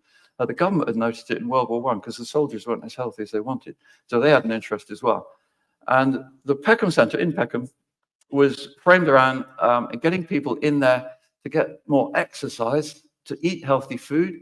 Mary Langman had been one of the first compost gardeners in Bromley in the late 1920s, going through the 30s. She supplied them, and so she got to know them. And that was where all these things intertwined. And I was fortunate enough that my family were very good friends with Mary Langman's sister. And so that's how I got to know, and I got to help her with writing the biography of Eve Balfour. So that gave me fascinating insight into organic and what it really is, and the value of biology, and how even in, I would find in Soil Association journals in 1949, a little article called Not Digging. Hang on a minute. And the word no dig didn't exist then, but that's what he was talking about. But in a very kind of speculative way, not like making big claims or anything, but it opened my eyes as to the possibility of things he was saying really interesting, like about weeds and having less weeds. And then when I wanted to start becoming a market gardener, I just felt this, my eyes had got open to everything, partly by reading a animal rights book written by Professor Singer from Australia, who's still around actually, he's quite old now. But that turned me vegetarian overnight. It was a bit like an Eve Balfour moment. And that was when I was at university, so I was about 20. And in those days, so 1979, vegetarians like, what is that? And there wasn't much of it going on. And I remember having negotiations with the college chef in the college kitchens because, you know, how I could eat in the food hall for undergraduates. And being a vegetarian led me to think about how vegetables are grown. And I've grown up on a farm. I've had a lot of little strands like that in life that helped me to get where I got to. And also I went to Cambridge University. I think that helped because, you know, I learned how to write an essay and therefore communicate better. But none of the avenues that opened up after being at university appeared to me. So for me on the farm, I thought, right, I'm going to start a market garden. And so my homework was not going to horticultural college, and I'm forever grateful for that. You know, I feel that to learn things, most of the time you don't want to go down the conventional route, whatever that is. You're much better off just talking to people and learning from their experiences, including their bad ones. You know, that's how we all learn, really. But you get it from the horse's mouth. And there's a big vested interest in not teaching people the new knowledge that would actually do them much better. And I've noticed this on YouTube as well, when I published a video called Myths in Horticulture, which means really misunderstandings or wrong beliefs that are misleading people. And mostly they're causing people to do huge amount more work. Now, is this a coincidence? And I'm sure it's not, because that includes digging. You know, people are told they've got to do this, they've got to do that, and they've got to do it. Hardening off plants. There's another one. You bring your plants outside every day, take them in at night, do that for 5 days, and then you can put them in the ground. If you do it before, they're doomed. And I'm regularly trying things that go the other way just to see if they work. 99.9% of the time they do. And the methods I'm trying and therefore teaching are quicker. So that's the big time-saving factor. And that's one of my biggest plugs, really, for no-dig and everything that comes with it. Because when you go no-dig, you don't have so many weeds. And, you know, what a time-saving that is. Even bindweed, if those of you haven't tried it, I'm not sure I can get rid of bindweed in 2 years. But thorough repeat removal after the initial mulching, couch grass in 1 year, dandelions in 8 months, creeping buttercup in 6 months. You know, I tried it all, and it works so well. And what that does then is it liberates you. Yeah, that's where we want to be, not be a slave to industrial processes and false beliefs. So then, for me, that started opening my eyes. It's like, well, how come these beliefs are so strong, and why also are most people believing them and not questioning them? And that leads to another fascinating link, which is now being developed. Thank goodness, it's taken a long time. The link between soil and nutrition. And Eve Balfour talked about this a lot. You know, that now common phrase that I hear a lot. She said it in the 1940s: healthy soil, healthy plants, healthy animals, healthy food. And then it got forgotten for a very long time. Or forgotten, you know, I do think actually a lot of this stuff gets suppressed, or if it's not being actively suppressed, it's just being made to disappear. Like sometimes people, you know, Schumacher, who was president of the Soil Association in the 80s, and he disappeared in a Swiss tunnel. He went on a rail ride, and when he got to his destination, he was dead. And I hope I'm not saying too controversial, but there's a bit of a pattern in all these things. I hope I wake up alive tomorrow. Basically, the human biome and the gut biome being so interlinked. And what I'm noticing now is a massive apathy amongst a lot of the population. And why they're not more concerned about things, I think it's partly because they simply have not got access to food that's rich in microbes. You know, what are these microbes? Well, I don't know for sure. All I can say is that, you know, it's studies coming out. You've got stuff like tryptophan. I mean, how many of you have heard of tryptophan? It's an enzyme that's in soil, and our body needs it to produce hormones that are necessary for our brain, including serotonin. Serotonin is the feel-good mood hormone. So, you know, that's why eating your own food can really lift your mood. And you're being in the garden anyway, you're surrounded by Bacillus vaccae, bacteria which are common in garden context, soil and plants, and they also help you to produce serotonin. So, you know, that links to what the previous two speakers were saying. Just get out there in the garden, go barefoot if you can, as Rich and Nick were saying. And, you know, you might be surprised how you feel. You might have one of Rich's eureka moments. I certainly feel I've had a few on the way. But when I started out, because I hadn't been to college, I was like trying to work out how to garden more efficiently, because what I was seeing when I went around organic market gardens, I wanted to be organic, which meant mostly at the time not using chemicals. For me, that's quite a negative standpoint. I didn't see enough that was really positive about it. And in the 1980s, you could be organic and you could rotivate your soil 4 times a year and no one said anything. How many microbes, how much life were you killing? And yet everyone was supposedly favoring wildlife by not using herbicides and so on. It was very contradictory, I felt. So what I noticed was these guys were overwhelmed with weeds. And boy, I thought, no, I cannot be like that. I could see how stressed they were by it. So I thought, I've got to mulch. And then I came across Ruth Stout. Any of you heard of Ruth Stout? Some of you will. She's an American author who she discovered no-till or no-dig. The Americans tend to call it no-till, a bit more no-dig recently. No-till also goes much more into the farming world. I'll say a bit about that in a minute. The difference between farming and gardening is very interesting too. So she was waiting for the plow to come to plow up her vegetable garden in 1948. Never came. Something happened to the plowman.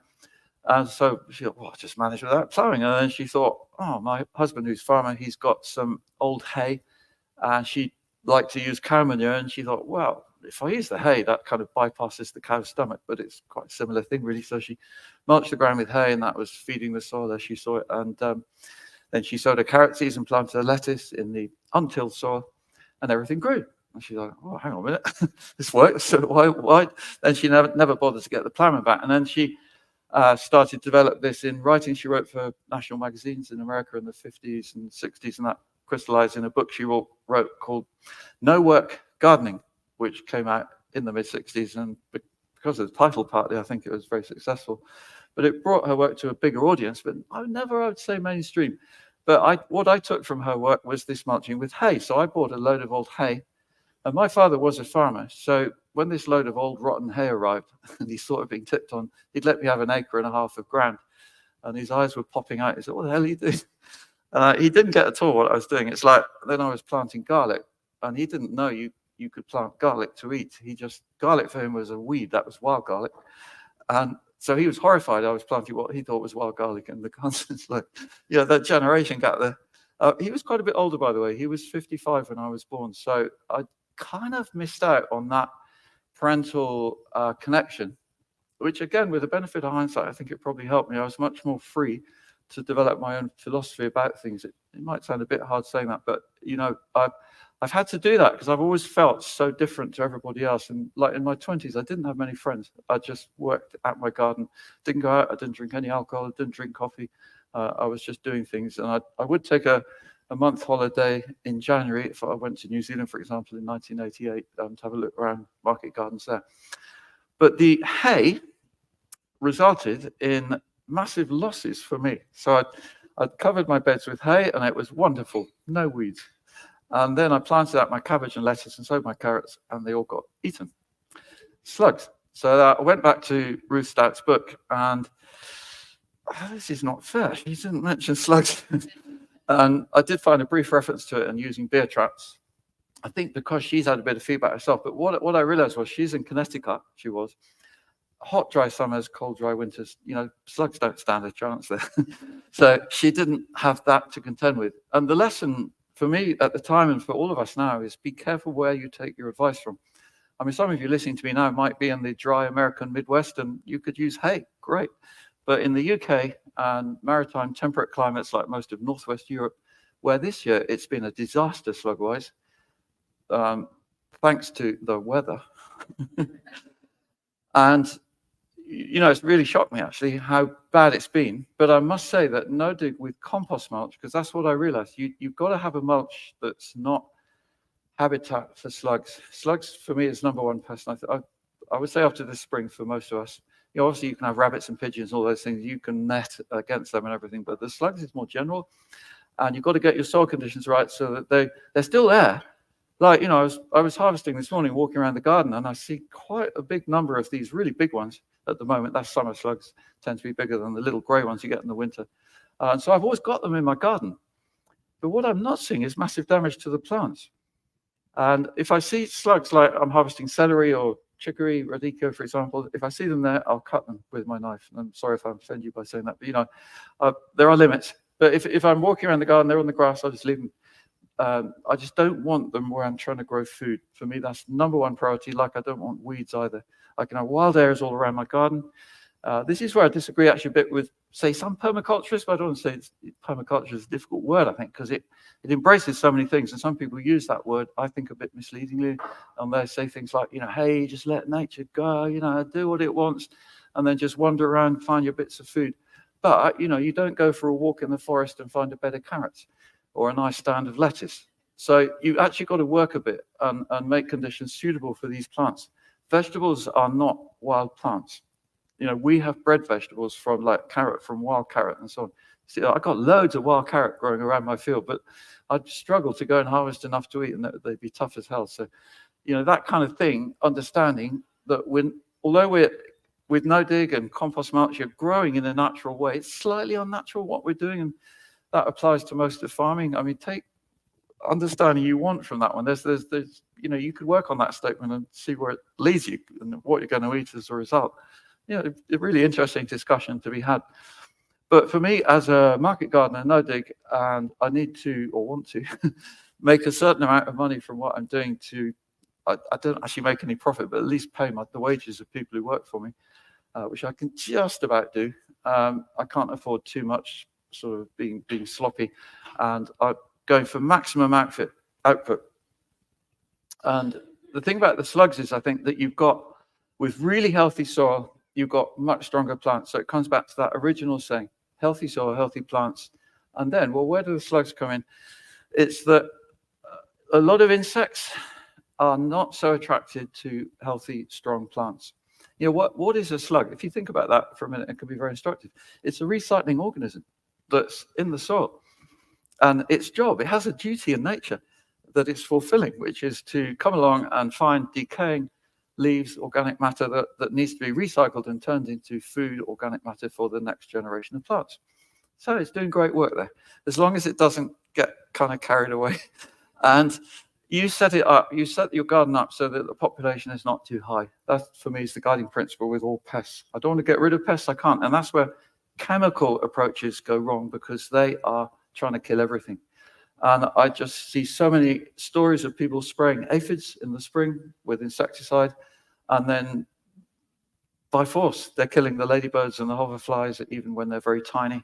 And they have to carry on spraying aphids forever, you know, because they've killed the predators. So just with aphids, for example, you need to let the aphids develop a bit. You've got to accept they're there, but you just keep them under control. My method is actually water. I just spray the plants with loads of aphids with water if they're there. And then later on, or quite soon, you'll see the predators arrive. And then I very rarely have an aphid problem at all, apart from just that first month of spring. And so, you know, that's a nice way of doing it then. And you, because then you're understanding a bit nature's cycle and how it all fits together, which is where we need to be with the soil much more.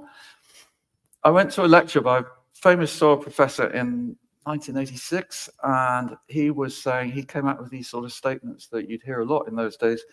Soil is like a bank, and it has a nutrient balance. Nutrients in, nutrients out.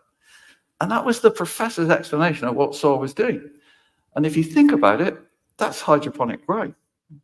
You know, this was at an organic conference as well. So, you know, organic, you know, whatever that means, you know, I feel organic world's taken quite a long time to really come around to soil, which they have now, and they're really there. But now I'm going to get a little bit more controversial and give you an example of where I'm going. Like, I was going to a conference in Birmingham, not something I do very often, at the National Exhibition Centre. I've actually found a really good compost company who I'm willing to support. They're called Urban Worm. And they're really working hard to make a decent greenhouse compost, third generation compost maker in Belfast, adding it to worm cast. So, you know, it's organic. I don't know if they're even using that word, but it's a good organic. This is potting mix propagation compost. So I was going to Birmingham to support them for a day on their stand and be there. And we stopped at Gloucester Services, that really nice one where you can get some decent food. And lo and behold, who should be there but Guy Watson, founder of Riverford. He was having a sandwich outside. And he waved at me and said, oh, God, this guy. So I went over and had a word. And yeah, we got talking and one thing another, and I could see what I was saying was diverging a bit from their view. And I do find that I would call him older generation organic grower. You know, hats off to him. He's done amazing work. He actually came on an open day to my garden in 1986 when he was a management consultant in London and just starting out. He's from a farming family as well. So we kind of known each other and known of each other for a long time. Anyway, just as a kind of parting shot, I couldn't resist saying it to him. And I said, and by the way, you know, climate change is not real. And his physical expression said a lot. He actually walked away from me. And he said, oh, no, not you. And that's where I don't know how much. So I don't know if this is going online. This is where I could get into trouble. But my eyes got opened as well this spring when I put up a post, not specifically about chemtrails, as they're called, but I'm worried. I'm worried about the stuff we see in the sky and how it's reducing light. We are not. I don't know about you.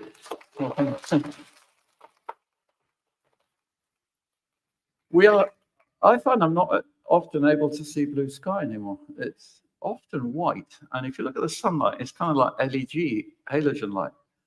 And why is that? That's taken a lot of energy and money to do that. I don't know how enduring it is. And I don't know whether if there was another true lockdown, literally with no planes, whether the nature would revert. And I'd like to think she can actually, because there's a woman called Vida Austin. Some of you might have heard of her. Yeah, so water. And she's in contact with sort of water spirits. And she says water's amazing, actually. It can resist a lot of this stuff that's going on and can kind of reinvent itself and repurify. So I have a lot of faith in that. And I'm actually fortunate to be going to a talk she's giving, believe it or not, next Monday night in Glastonbury. She's on a bit of British tour at the moment. If any of you hear of her near you, do look at her up, because truly, or just online on Instagram. Water is something else I'd like to say about, but just going back to the post I put it on Instagram. I was linked at the time to Facebook, and so the post went up on both of those, and I just said I'm worried about troughs and sky because the house reducing light, and therefore plants aren't going to grow so much. That's my concern. I want to grow more food, and I could not believe the response to this post. And a lot of people were saying, "You're the first influencer," as they called me, to actually say anything about this. I thought, oh God, nobody was saying, or even now, it's like, and then I realized why, because the response to that post, suddenly my numbers of followers on Instagram always goes up really quite steadily and fast, and it kind of flattened out. And then people started saying, hey, Charles, I'm not seeing your posts on my feed anymore. Okay, and I hadn't heard of shadow banning until that point.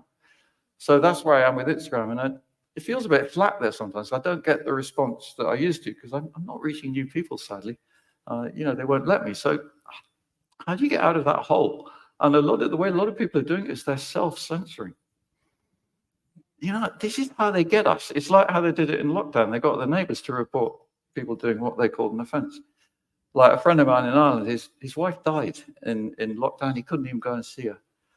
And he managed to have a funeral service that year. And do you remember those crazy numbers rules they had? And it was 30 people for a funeral. Now, where do they get these numbers from?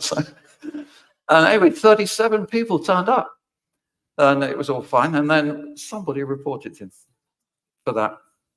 And so that's the divide and rule kind of thing that I think all of us probably are aware of, but it's something to bear in mind. And again, it's about keeping your head low a bit. And that's sadly what I've been doing a bit. I've become more and more aware myself. And I've noticed also that a lot of people, like, believe it or not, my children, I've got a boy 26, boy 28, and girl of 30, and they're not interested in this. They just want to live a good life. And Edward, my son, he believes the BBC, and we actually have some pretty fruity arguments about it.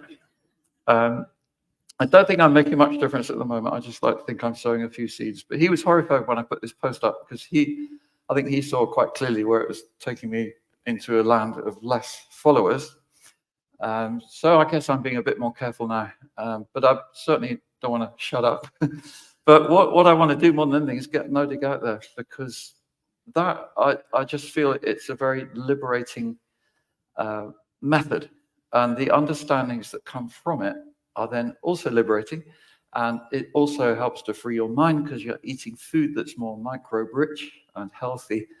So it's a win-win-win-win-win. The wins keep going on, and the wins keep going on so much that's why it's not really talked about much in the mainstream.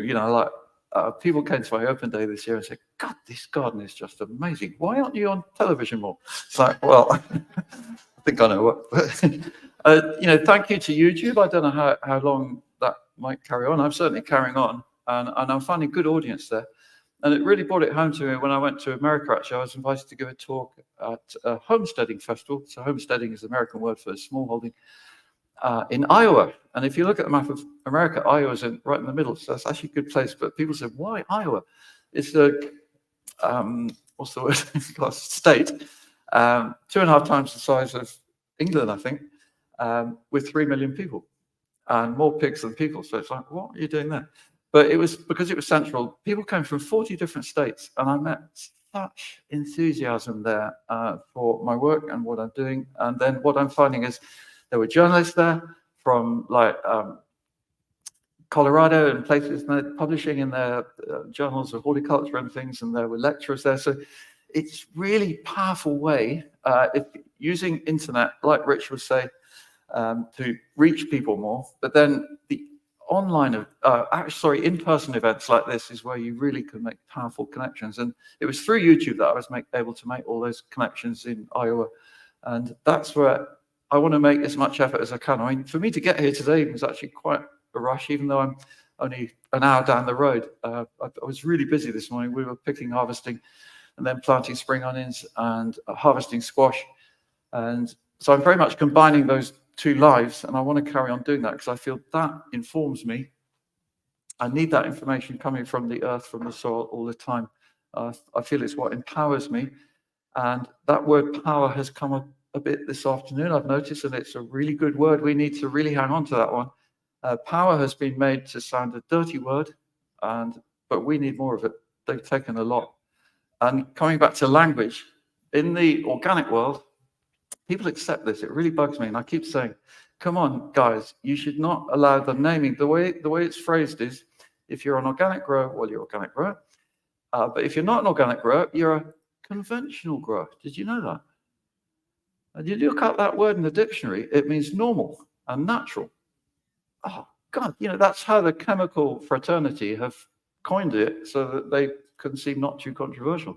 These are guys who are lacing poison onto the land all the time, and they're called conventional.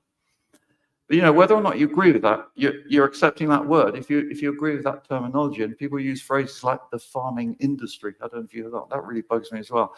It's farmers, it's us, and it's this thing of energy from being together in a group as well. I first noticed it after lockdown. It made me realize how effective lockdown had been, because I gave a class in Inverness, of all places.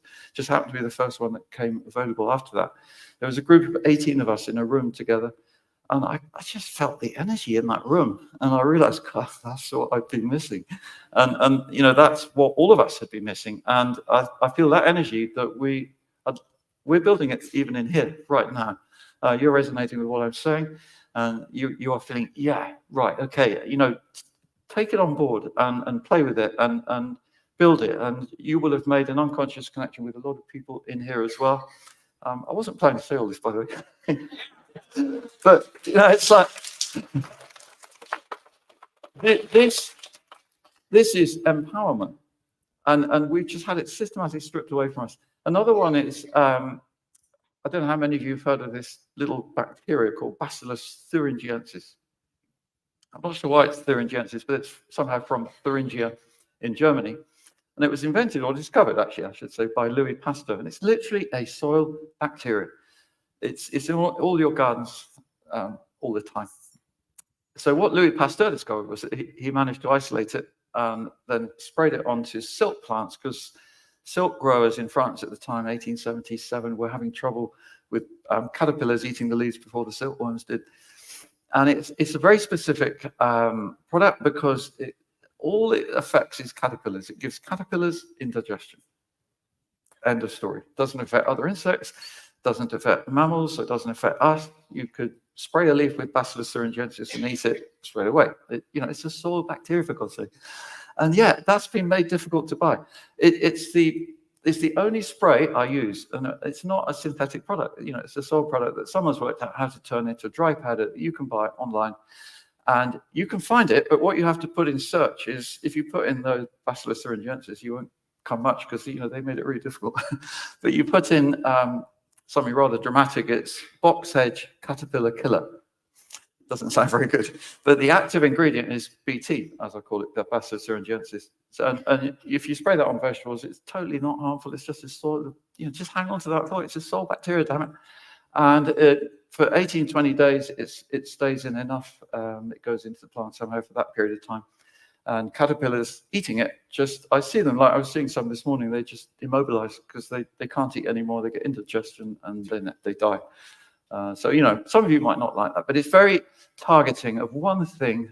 And it's the only product I use, if you like, because that frees me up from covering a load of plants, which is a whole load of extra work. Extra work means I'm not going to grow so much food, so people have to buy more in the supermarket. There's many ways you could look at this, and your own as well. A number of people who say to me, I lost all my brassicas, they were eaten by caterpillars. Well, they're going to have to go and buy them in Tesco's. That's not where we want to be. So BT, do look it up and don't be afraid to use it a little bit. You know, and it's ironic because anybody can go into a garden centre and buy glyphosate. It's like, but you can't buy this soil bacteria. So you almost got to laugh about it. Yeah. Dan, can you give me an idea how much longer I got, or anybody? Are you serious? Was that Dan who said that? Oh, okay, right. Okay, well, I'll wrap up then. I don't want to ramble on. There is a lot more I could say, actually. But I hope you've got enough of a gist of where I'm coming from, which I can't always say in public. I'm just going to say one more thing, which is what Google, YouTube. So I work with YouTube, but I have called a partner manager, offered me money to make 12 videos saying how worried I am about climate change. That was about 20 months ago. And the videos would be 4 minutes each. Does that length of time resonate with any of you? If you look it up, it's the classic length of a propaganda video. And they would pay me £45,000. And this payment would not be declared. I mean, for any of you in the audience who still believe in climate change, honestly, the evidence, if you look, is very much against it. It's a tool being used against us to stop us traveling and do all, you know, make us feel guilty about poisoning the world while they carry on doing it. So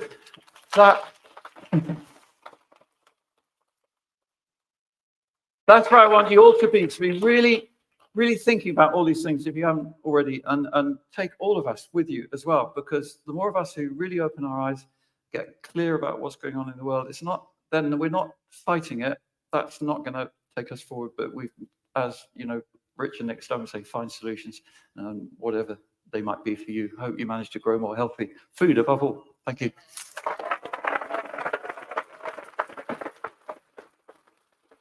Charles. Thank you so much, Charles. Don't go too far because we're going to have every one of you back on. Hop off for a moment. We'll have you back on in a couple of minutes' time with the rest of our panelists. I think we're in for a bit of a spicy final session. Actually, I think there's going to be some interesting questions. You know, so the next session is going to be thoroughly interactive. It's your chance to ask questions about what you've learned this afternoon. Some of you just getting started. Some of you want to grapple with some of the different perspectives that we put forward this afternoon. That's your opportunity. Before we do that, I want to introduce Catherine. So Catherine has been an absolute workhorse for us. She's been leading our crew team. So this weekend, if you need any help, look out for the People's Reset logos and the crew on the back. So Catherine has been working with our team tirelessly to help us put this together. So anything you need, they're all around the building. Do look out for our team, and please do share your thanks because they've been incredible. They're here to volunteer. But Catherine has this wonderful structure over here, this dodecahedron. As Charles was mentioning the things in the skies, Catherine said, well, hey, this thing has scientific proof to help disperse these things. So can I say a few moments about this? I said, absolutely, let's do it. So over to you, Catherine. Thanks, Dan. And thank you, everybody. So I agree completely with what Charles says. We're looking for solutions. So when we heard about this dodecahedron, which is called the gateway or the doorway to the ether, we're like, wow, this is really interesting. Some Portuguese people had made these big dodecahedrons, and a friend of ours who's an ex-telecoms engineer had taken one of these to Switzerland and put it up, and he noticed and catalogued the chemtrails. When they sprayed, they dissipated. They did not stay. We live in North Devon. The produce here is from our garden on the altar at the front, and we're looking for sunshine, as Charles is. And we noticed in April and May, the sky was blanketed with cloud. It was unbelievably depressing. In the morning, it would be blue, then there'd be chemtrails, and then the whole thing was blanket. We're like, okay, we're going to do something. We found a welder. He's a car wheel welder. And he made this dodecahedron kit from this design. Since we had that dodecahedron up in our garden, we don't get chemtrails that stay. They dissipate. It's absolutely awesome. And we would love to get them up all around the country. There's a small one here, the executive model, the big one, the medium-sized one. And it just feels so good to be able to use the power of goodness, the power of sacred geometry, the power of God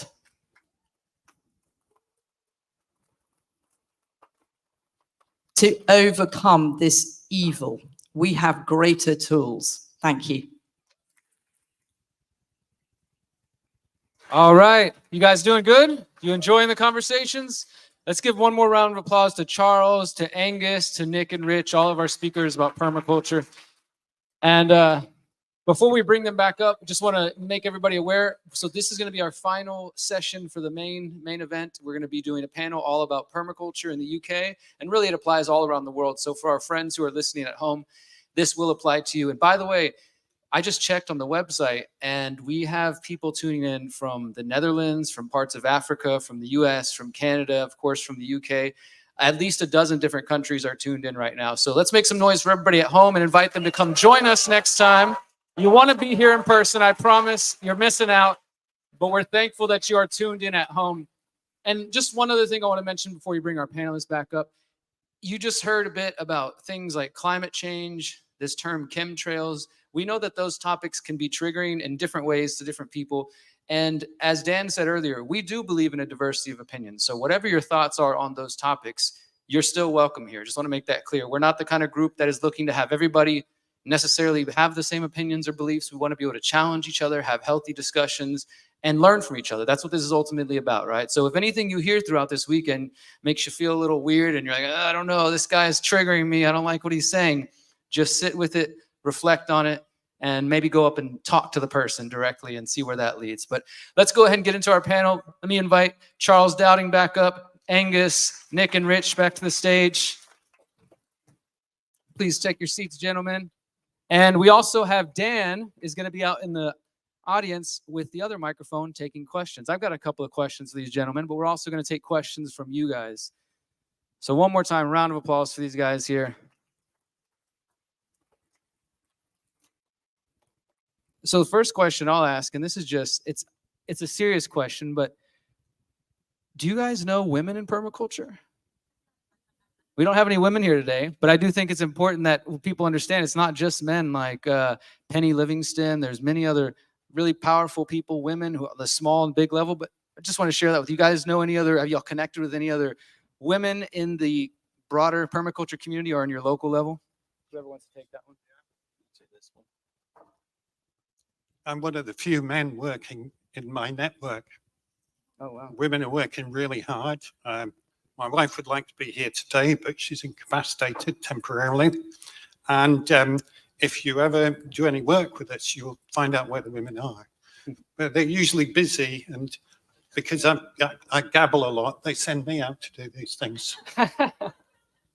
Charles, I know you got a lot of contacts. Certainly in the no-dig world, I've noticed a much bigger uptake from women who I think are a bit more free-minded, dare I say it. Like in flower farming, which is mostly female, 80% of the flower farmers in the UK are no-dig, whereas in vegetable growing, it's a much smaller percentage, although it's recently increasing. So yeah, and like I mentioned, Eve Balfour, Professor Rayner, it is a shame that there's no women in our group here, but you know, hats off to you for thinking originally. Yeah, awesome. Okay, so next question, unless you guys have anything to add to that. No, I was just going to say, and in our sort of community, people that come to the garden, we get quite a good mix. It does sway slightly, actually more. Yeah, with more women, and on like social media, we find the analytics and stuff like that seem to be slightly. Women just like seeing you guys in the garden. Our bare feet, eh? All right, is my mic on still? Okay. So let's start with a really basic one. I know that each of you probably touched on this in your discussions already, but we asked earlier, and most people here, let's raise a hand again. How many people have had their hands in the dirt, have a little bit of experience in some type of farming, gardening, permaculture? Quite a bit here, not too bad. But for those who are just starting, besides the obvious thing that we all know, just start, don't wait, just get started today. What are some of the tips you would offer just for somebody who's beginning, they're nervous about it, they don't know where to begin? Yeah, sure. I think what I would probably recommend is connect with people. Like I said, community, be it 2 people, 100 people, because when you start to talk with like-minded people, you know, all of a sudden those barriers go down. But then I guess if you want to talk about more like, say, tactics, it would be, for me, thanks to Charles, it would be learning about soil health. But again, I do not know everything about soil health, not at all. I'm a complete newbie beginner, but all I do know is that when you take care of the soil, the plants tend to take care of themselves.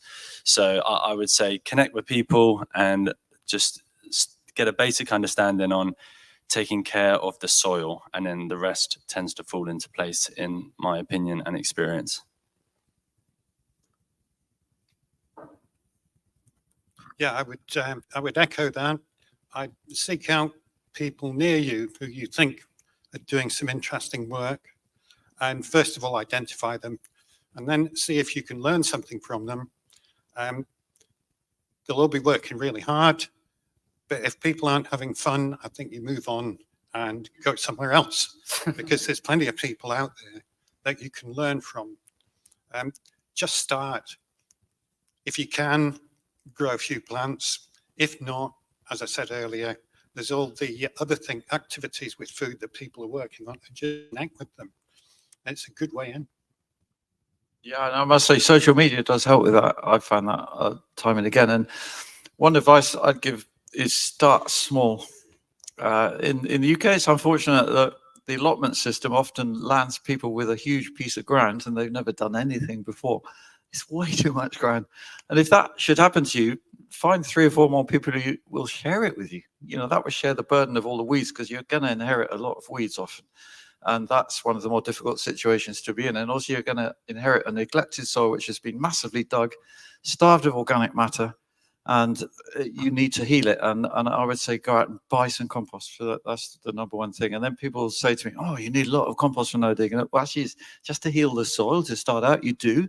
And once you've made that initial investment, think of it as an initial investment going forwards, you can enjoy the benefits. Like on allotment culture in the UK, there's some soil diseases that people think are endemic, like clubroot of brassicas.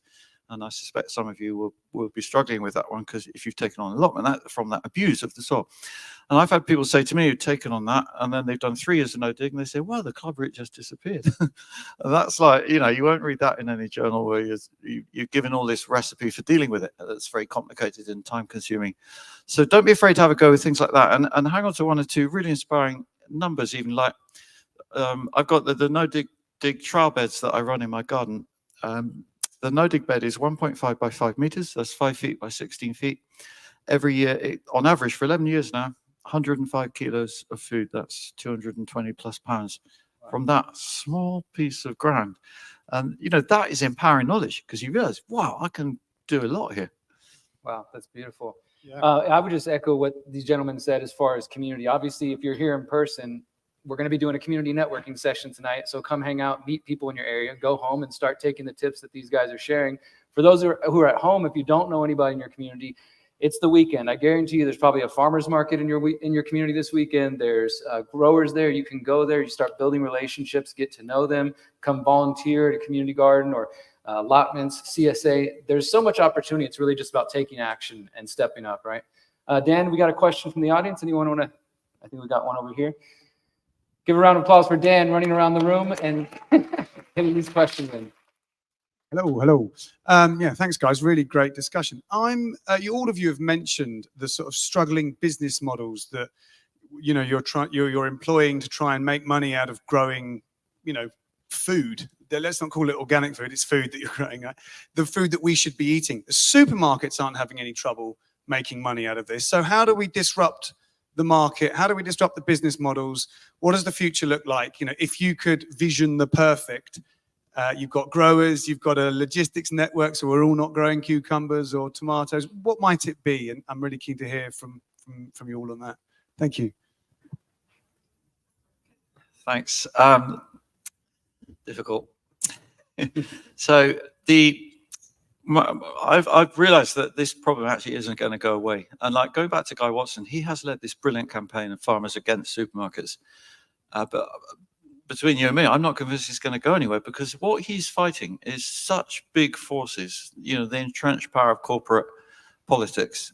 And I can't see it working without the system crumbling, which none of us really want. But so working within this system, or maybe we do. But anyway, sorry, that's another story. I've decided for my work, the best thing I can do to help people is to empower them to grow their own food, because that way you're sidestepped in the supermarkets. But that does leave quite a few people who can't grow your own food. What are you going to do? And you need some local organic growers. You've got to work out ways to support them. Like, going back to women, there's a fantastic woman, Kate Forrester, who started after working with me for 3 years, an amazing no-dig garden near Ringwood in Hampshire. And she's got really disillusioned. Like, I know a lot of new growers have, and with the economics of it, it actually devalues you, because that's how society, that one of the main values we get from our work is the money we're paid, like it or not. There's obviously lots of other values too, but if you're systematically being undermined by being underpaid and actually not being able to afford things you need to live, well, that's like society telling you we don't want you around, try something different. And that's where a lot of people have had to go. So how to change that, I don't know, but the best way is develop a community and somehow work out support. Kate's in that position. If any of you are near her, give her as much help as you can. There's no one way to do this, but what's clear is that money's supposed to facilitate exchange. But I think there are plenty of things we can do locally where we don't need money to do the exchange, because when I'm working with people, I'm always getting something out of it. My time's valuable. I don't have a lot of money, but I don't expect money most of the time. What I do, I get an opportunity to learn, but what I'm really working towards is I get an opportunity towards food. And I think in the future, food's going to be more important than money. Yeah, and I just want to sort of add to that. Hopefully it doesn't have to get a lot worse before it gets better, but on what level it makes me think scarcity and the sort of disruption with the food system does it have to get to before people feel the pressure to start growing. And if they like sort of you guys were saying, if you don't have the space, if you can find sort of a project to get, a community project like ourselves, for example. But one thing that we would sort of teach on how to grow a lot of food in a small space is if you haven't got so if you haven't got a lot of space and you can team up with people. One can be in charge of sort of composting, one can be on their place, on their allotment. Another one can be in charge of sort of germination on their windowsill in their high-rise, apartment. So I think it's sort of understanding, not to keep firing the word community out, but I do feel community and connection and trying to educate and empower people for sort of micro growers. Really, I think is sort of how it's going to go. And then obviously, and to sort of echo what you're saying as well, a form of an energy exchange, some form of bartering. It's funny, we're sort of going back to basics, aren't we? We've got to relearn sort of what we did, our ancestors did, so yeah. Add something to that. That's all really good points. So 2 or 3 years ago, we started selling a small amount to a local restaurant, and it absolutely broke my heart when I saw the payment for all of our hard work. I was like, no way in hell. So that really sparked, is like, okay, well, we personally, this is our experience, okay, this is our thing, this is what we're doing, is we get such a kick, such a joy out of going, screw you guys, like, to the system. We're going to donate pretty much all of our, real food to low and no income individuals. But how can we create a sustainable model? Now, where we are at the moment is we have our not-for-profit food growing project, but in our experience, in our setup, how much value can we create through education, through, we're starting a podcast, through connecting with local chefs, other educators that have a relationship with food, with diet, with lifestyle, and how can we create maybe online products and services that can fund and generate a real income, which allows us to grow food sustainably. So it's just, it's indirect. So it's not a direct exchange for the food, but it's different income streams, which allows us to sustain and hopefully expand our project. Awesome. I just want to echo that before we go to the next question, as far as just, reflecting on the fact that our societies devalue food, something that we have to eat every single day to survive, and the people who are doing that work. I think we could find other examples, whether it's educators and people like that who are doing really important jobs in our world that we need in different ways. Food is obviously so essential, but somebody does months and months of hard work and tries to go share that with the local community, to provide for their local community, to make sure, hey, you can go to this restaurant and buy our organic pesticide-free stuff, and they'll give you, pennies for it. I think that's a big problem, but that's also, of course, why we're talking about building new systems. Tomorrow is going to be all about that, building parallel networks, and that includes food networks. I just want to say that I think, to answer the question I was asked, in my mind, I could envision a future. We're not there yet, but with the help of these gentlemen and so many other people and you guys here, we could have systems where we have not only local decentralized growing co-ops, but also somebody mentioned this earlier, we have to have food distribution systems as well, right? Because you can't just have the food being grown and not everything's gonna, like what I can grow in Mexico doesn't necessarily grow over here, right? So we do want some level of distribution. It is good to eat local, eat what's available to you in your natural environment, but I think you guys probably like avocados, and that grows where I live in Mexico. So we got to figure out how do we set those things up in a way that isn't dependent on these unsustainable, wasteful systems that are also supported by corporations that we know do not have our best interests at heart. So that's why we're having this dialogue. This isn't just some sort of abstract, exercise. We want to really think about it practically. We're sure that all of you guys have tools and ideas and resources in your networks. How do we bring that together so that we can lay the foundation for these new parallel systems for food growing, food distribution, getting it on your plate? So Dan, can we get Dan's mic on, please? I'm going to chime in a little bit here. So thanks for that great question. So distribution is a really important point. I want to say here that when we think about systemic change, we often look at how we change the system rather than how we change our own behaviors. And we must recognize it's our own behaviors that contribute to the system. So it's not just cost that the supermarkets have, it's actually convenience and simplicity. So the distribution part makes that an interesting puzzle, because if we can crack that, if you think about it, when you go home, are there people in close proximity who are growing food? I think you'll probably find the answer is yes. So it's how do we access those? And there's a couple of amazing projects that we've connected with as part of setting up this event, who unfortunately couldn't be here today, but our friend Danny Moore, who's a big supporter of what we do here, he runs Pharmacy Co-op. They've nailed distribution in their local area. So they work with local growers, and then they've got a system where they distribute local foods to local areas. So you can get real quality, locally grown, quote unquote organic, however we want to describe it, delicious, nutritious food using the system. But they've just partnered with someone called Ubi, that's 4 O's and a B and a Y. And their whole mission is to put small scale back in the heart of our food system. They believe that societies function best when individuals, families, and communities are independent, autonomous, and self-reliant. So they've created tools for growers to actually sell their food locally. Because you can go into a supermarket, it's all neatly arranged, and you can find what you want most of the time. It's actually a bit of a jungle, I find. But making it simple for us without falling in the convenience trap is how we break the system. So go find the growers locally and raise awareness. Let's take the next question. Where are we going? Yeah, and remember, often what's convenient for us isn't necessarily convenient for the future generations or for the planet. We got one up here. My question's around education, really.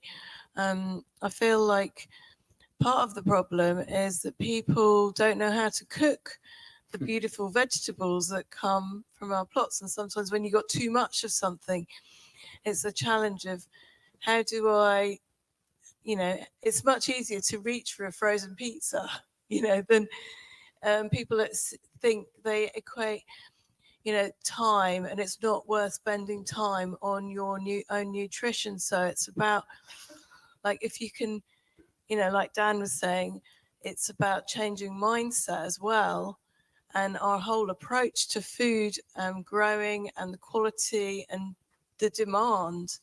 So we need to change the way that people value what they're eating. So maybe the question is, and how do we approach mindsets, right? And getting people to sort of picking up where we're valuing the food, but also you touched on cooking. I think that is a big thing. People can come to a community garden, you can give them all the produce you want, but they're like, I don't know how to cook an eggplant. What do I do with this? So how do we address those issues? Such a good point. And it was, what was it, last year, Sarah? So you know, we have been growing all this food, and one of the main questions, one of the main problems that kept coming up was, well, okay, this is how you grow it, but then what do you do with it? So it started us on this journey of like from seed to plate. And it was through, like I said, connecting with other, you know, experts and educators related with food. And our good friend Sarah, who's here today joining us, we like collabed on some workshops, and Sarah literally, you know, it was awesome. It was such good fun. People came to the garden, and we said, like, you know, in a nutshell, this is how you grow X, Y, and Z kind of thing. But then Sarah took, you know, a handful of ingredients and showed people how to quickly turn such a small amount of produce into just amazing, delicious, healthy, quick meals. Such a variety as well, wasn't it? Yeah, such a small amount then makes so many different things.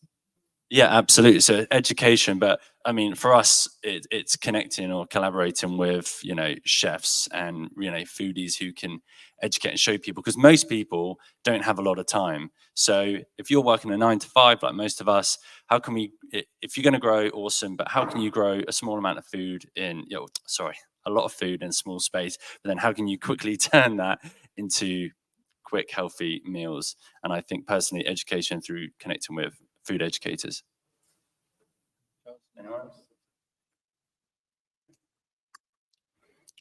Yes, there are opportunities there.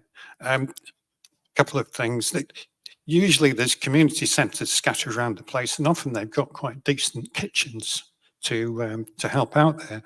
So in one case, there was over at Burnley, they had a sort of starters project for cooking, which was soups and salads. Just focus on that, because you can get a few vegetables, either fresh or cooked, and you can start people on that cooking journey. Whereas a lot of the things that people see on television are quite complicated, really, if you're not, you know, if you don't have access to good equipment and you haven't had people around you like we always used to, that we can learn from. So that was a simple one. Then I had another friend who did use community centres for a Friends That Lunch Together project. And they just, basically, this is your beginnings, and they turn up, they find out about food by just going to lunch. Yeah, certainly be one of my missions. And with the classes that I teach, I make a point of offering people a fantastic lunch. I'll get a chef in and find out how many things you can do with beetroot, and, you know, just simple vegetables that can be so delicious. And we're also running a newsletter, which I urge you to subscribe to. It's called Future Gardeners, because that thing of education and getting children interested in all of this, I feel, has to be, it is really vital. And, you know, I've got this follower suddenly appeared on Instagram called No Dig Kid, who was only 8 at the time, and he'd made a garden just following my tips on Instagram. And he's getting his family now, you know, through him, they're all getting interested in eating the vegetables that suddenly he's really successful at growing. This kid, he's now 10. But that's just one little example of how change can ripple outwards from inspiring people. And the Future Gardeners newsletter, every month we send it out, and it has a few projects from around the world of people who are doing these things. And I've often felt that a way to be inspired and to learn is actually not so much reading a textbook, how you do this and how you do that, but just anecdotal experiences of people and the amazing things that they have done. And I was lucky enough to sit next to Sarah at the event at Nick and Rich's, and, you know, hearing her stories of cooking inspired me as well. Awesome. Yeah, I think that that just to pick up on that point, Charles, how important it is to be teaching everything you guys are sharing the next generations that, right? And the kids, I mean, if you brought a kid to a garden, they start running around, they start playing, they're rolling in the dirt before you know it. And then if you can help them experience that journey from seed, we're going to put this in the ground, we're going to take care of it, we're going to tend to it, then we're going to bring it home and we're going to cook it and we're going to get to eat it. Like they grasp that maybe better than adults do, even, because, you know, just the kids are so bright and open to it.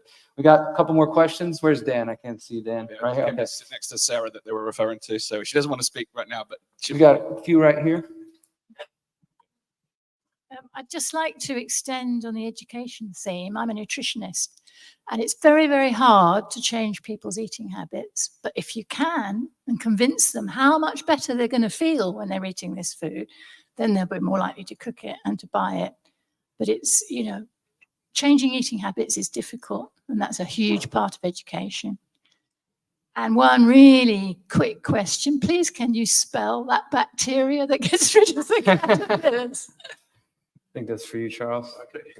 Well, it's bacillus, which is the Latin word for bacteria. That's a very common word. And if you think of Thuringia in Germany, so it's Thuringiensis, Thuringiensis. If you got half of that in search, it'll come up. Did everybody get that? Someone watching at home can put it in the comments, please. That'd be lovely. All right. I know we had a couple. Here's one over here, Dan.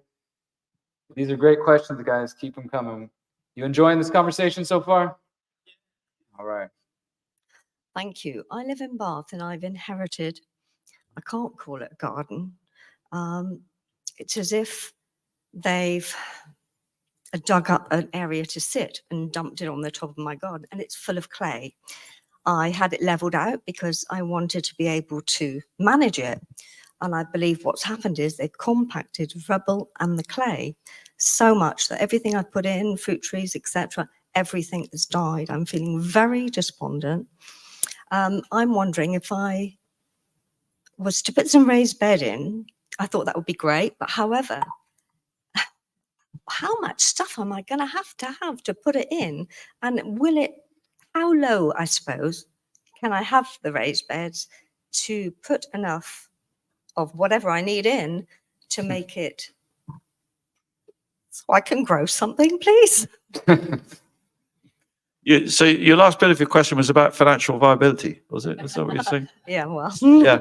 I mean, look for, I need to redefine the word compost often. We're held back by language. So compost is anything decomposed. And that could be, if you know a farmer nearby who's got cow manure, horse manure, often that's very cheap.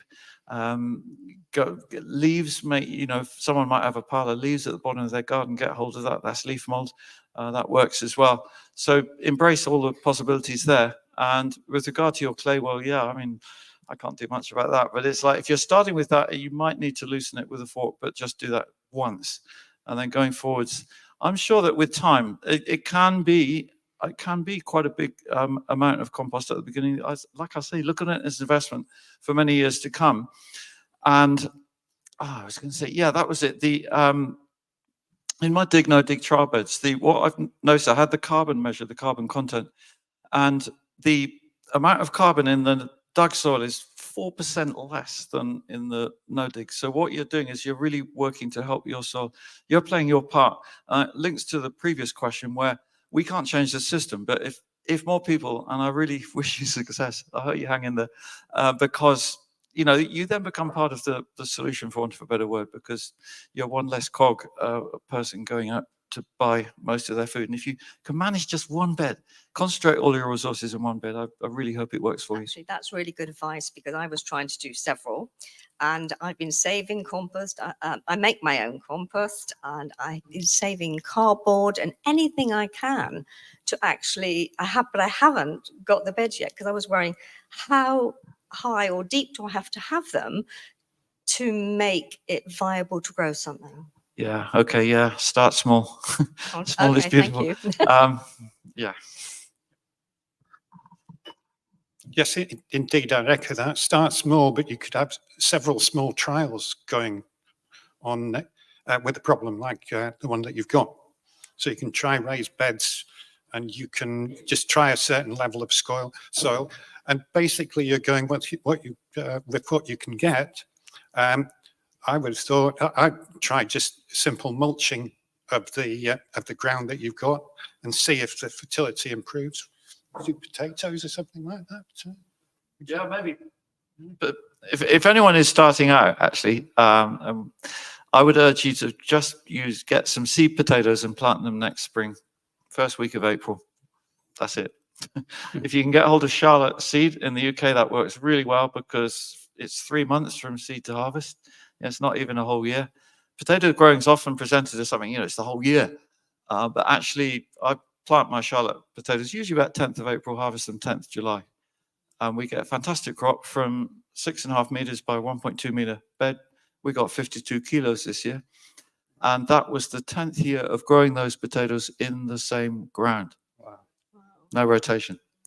I mean, that's something that's told to you as gospel. And this comes back to my point about think outside the box, be prepared to break those rules. And also, I saved my own sweet potatoes. That also you're told not to do in case they might get a virus. I mean, honestly, when you look at some of these statements, you know, with benefit of a bit of experience, you really start to question where people are coming from. And it's not that they're trying to mislead, but there's an awful tendency, and it relates very much to the theme of this conference, that we all have. If enough people say something, we tend to believe it.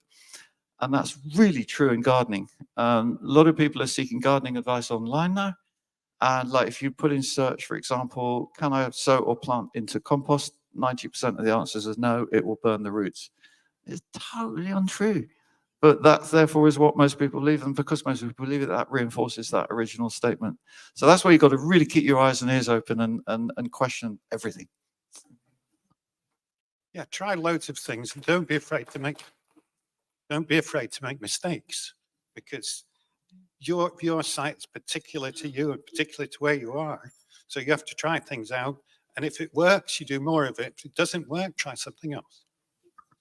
And literally just to finish that, but actually like physically, if you were going to set up a bed, I mean, yeah, you can obviously do the cardboard down first, but maybe when you've got so much chalk and that, you can still get weeds as well. I mean, what would you say, Charles, when you do your first test patches, like 6 to 8 inches when you first set up your no-dig bed? Yeah, it can sound a lot if you've got like really, really poor soil. It's about lifting the fertility to a point where it's going to pay you back for the time and effort you're going to put in. You know, there's no point in messing around. And don't feel bad about buying compost. Avoid buying fresh green waste compost. It won't tell you it's fresh, but if the sacks or compost you buy is still hot, I would try and leave it a few months for it to cool down and mature. But apart from that, you know, any kind of well-rotted organic matter. And sometimes people throw back at me that, you're wasting resources. You're using so much compost. And, you know, this can be from people who are using, say, artificial fertilizer, for example. You know, with the compost, you don't need any other inputs, no synthetic. I don't use any of that, no slug pellets and so on.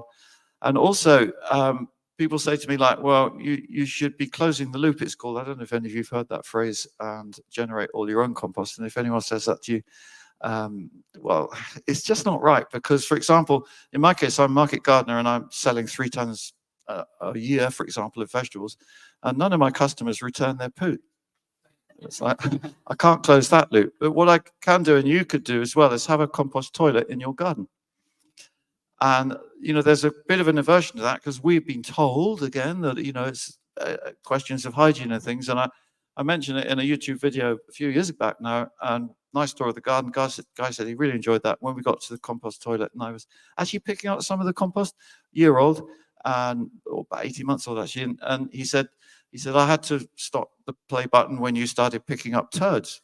It's like, come on, that was compost. You know, that's the massive misunderstandings about that word compost. It's nature turning raw materials into something really valuable. And that's a whole nother game to get into. And I'd urge all of you to have a go at that if you haven't, because even on a small scale, you could buy one of these conical plastic bins and just have a go. Like we've all been saying this afternoon, don't be afraid. Often these things are made to sound more difficult than they really are. Can't think why, but have a go. Let's expand on that a little further. And I want to hear all of y'all's thoughts if you have any experience. What Charles is talking about is sometimes known as humanure, which is really, like you said, that's a true circular system. I used to have a RV, a mobile home that I traveled around the United States, and it had a compost toilet in, so we were able to use that. And then eventually I did turn that into soil. And like you said, there was a lot of apprehension of like, oh no, you're going to put that in the garden, you know. And if you go online, there are people who say never put it on anything you're going to eat, only use it on this thing. But yeah, anybody else have any direct experience with humanure, or just your thoughts on if we should seek solutions like that? Because in my mind, you start to go from obviously it just being a complete waste and going into the sewage systems and wherever else, into the oceans and things like that, to then producing healthy food and putting it back into the soil. Angus, do you have any experience or thoughts on humanure and compost? If you're really worried about this, put it around fruit trees or fruit bushes and collect the leaves when they fall off and make leaf compost. And that's going to be doubly safe. But I've got a great deal of faith in healthy soils, the soil ecosystem. There's all sorts of things that are supporting life in there and will attack pathogens, break them down, especially the fungi, the sort of minute fungi will clean up all sorts of things. It's a useful area for you to study if you're still pondering on how you can get engaged. It's a very interesting area to study, how nature builds soil and how it keeps the system healthy. We did a trial actually. I'm running a 3-street trial, and one of them has animal manure, and one is comparing the growth and harvest with using green waste and mushrooms, so plant-based compost. And the animal manure, funny enough, it doesn't produce a lot more. I thought it would. One year we were going to put on cow manure on one of these beds of 2 meters by 1.2, and we'd run out of cow manure. Adam, my guy, and I looked at each other, and he said, well, there is the toilet compost. I went, right, okay, let's put it on. Because, you know, I'm aware of the kind of slight phobia about it. And because I'm in the public eye, I thought I'd just better be careful here. But then I thought, why not? I didn't say anything about it at the time. But what I noticed was the harvest was 9 kilograms of squash. We grew squash, winter squash from the plant-based compost bed, and 21 kilos where we put the toilet-based compost. So that really got me thinking. And we did it this year for potatoes. And I'm not selling this stuff either, it's a home consumption. I just say that, but personally, I don't believe there's anything wrong with it. It's like using cow manure or horse manure, but anyway. Yeah, good point. If it's properly composted, it should be like your garden compost. It can completely turn, even if your garden compost goes anaerobic and starts to smell and everything, in the end, it'll work out right. And it's the same with all compostable materials. It should be friable. You crush it between your fingers, you smell it, and it smells fresh. Just in case anybody's not clear, we're talking about using your poo on the garden. Just want to make that clear. And that it is okay. I mean, these gentlemen can attest to it. You guys have any experience with it yet? We haven't explored or gone down that avenue yet.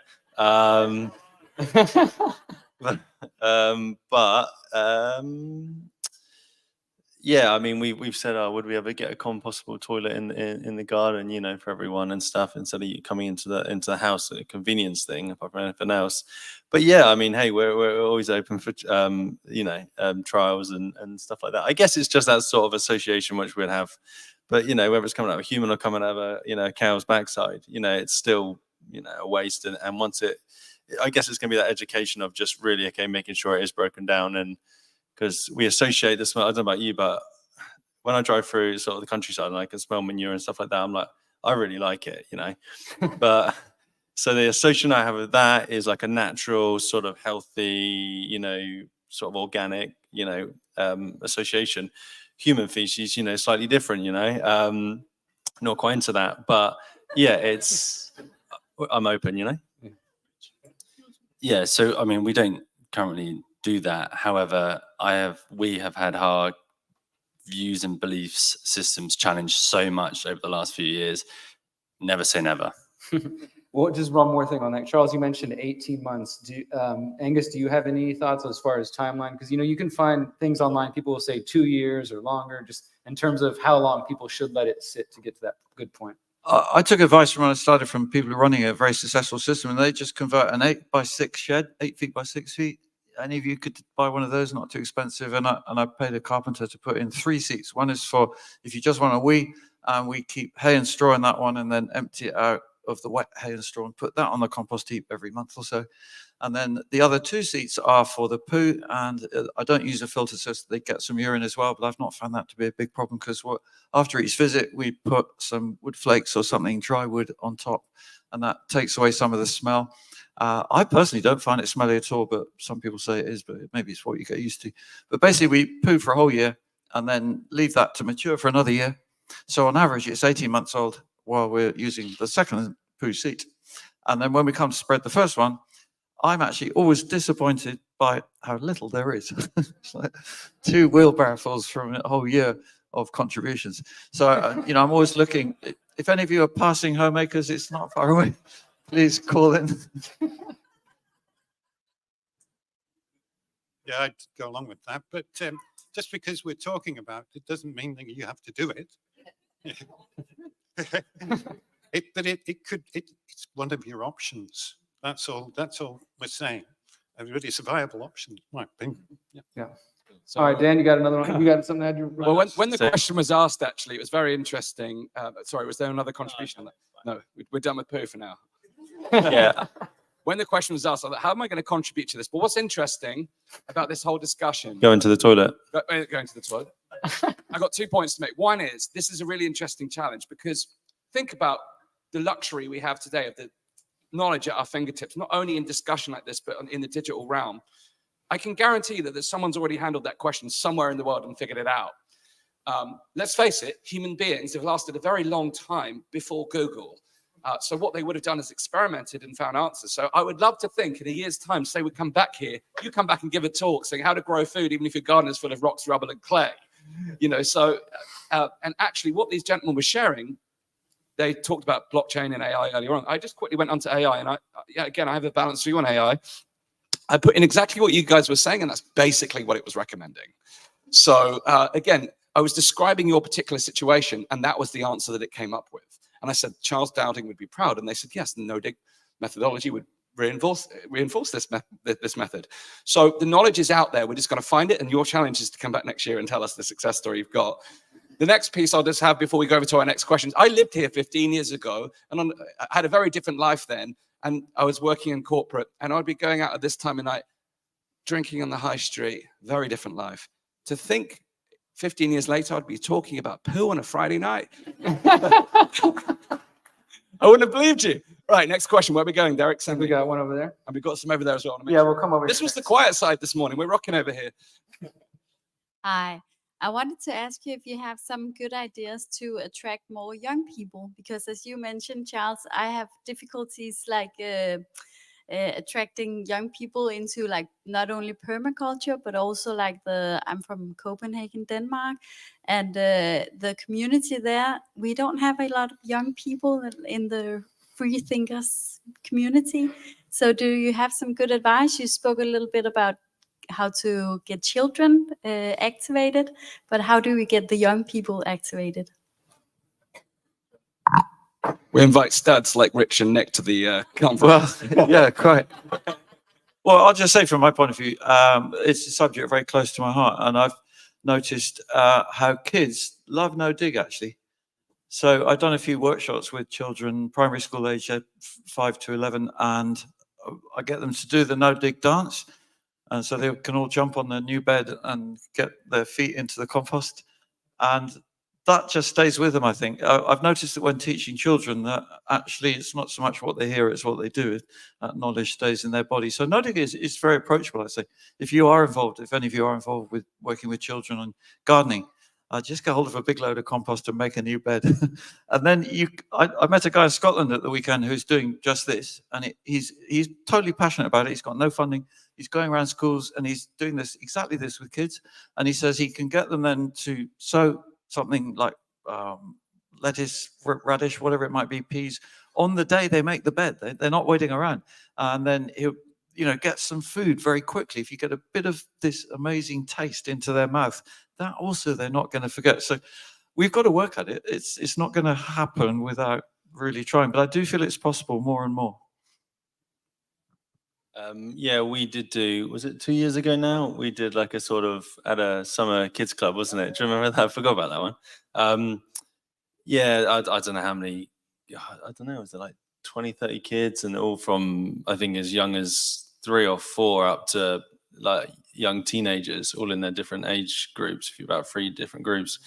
And yeah, we came along and so it wasn't necessarily focusing on the growing, but we brought a load of the different food from the produce from the garden, and we were doing like fun games around it, taste testing, and saying, if you eat this, it helps you grow up to be really strong, and you can jump higher, and you can climb trees faster. And so we were trying to bridge and like associate, what this produce can then actually can help them do, which is going to be fun for a kid. So, and we got really good sort of interactions, and it was taken up well, wasn't it? And then there was talk about, okay, we can do this and bring them to the garden now. We haven't actually done that, but it was just that sort of bridging it really in that association.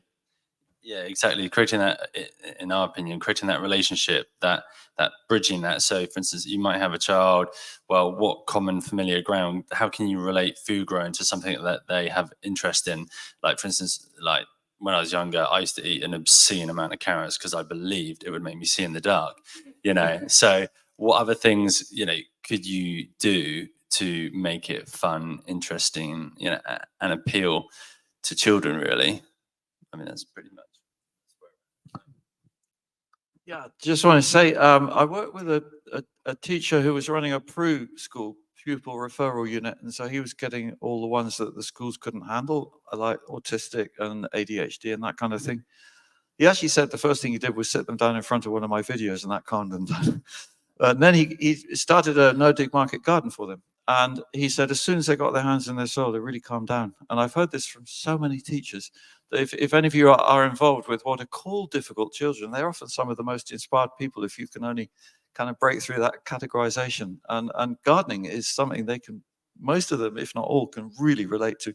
He even turned it into an economic thing because he got them then selling vegetables on a local small market. And that got them further interested. Hey, I can make a bit of money doing this. So I'm sure there's many ways of approaching it, but it's not going to happen too easily. But do have a go. Angus, any thoughts before we go to the next question? Do you have any thoughts on that? Well, I just want to add to that. We're going to do one more before we wrap up. I just, you know, whether it's about food or any of the other topics we're talking about, you know, we've got some younger gentlemen here. I'm 39, whether we're talking about 5-year-olds to 11-year-olds, if you're generally trying to attract the youth, you need to make it fun. So for example, this is something that we think about even putting this event together. This is why we have Dub FX performing tomorrow, because he's an international touring artist that even if you've never heard of him, he's attracting the 30 and under audience, right? And so part of our collaborating with people like that from different worlds is trying to bridge gaps between, well, where are the, like, for example, what are the young kids going to be doing tonight on a Friday in Bath, where they're going to be going to drink, maybe like Dan was talking about, or they're going to go to hear a concert. How do we collaborate and bring those worlds together?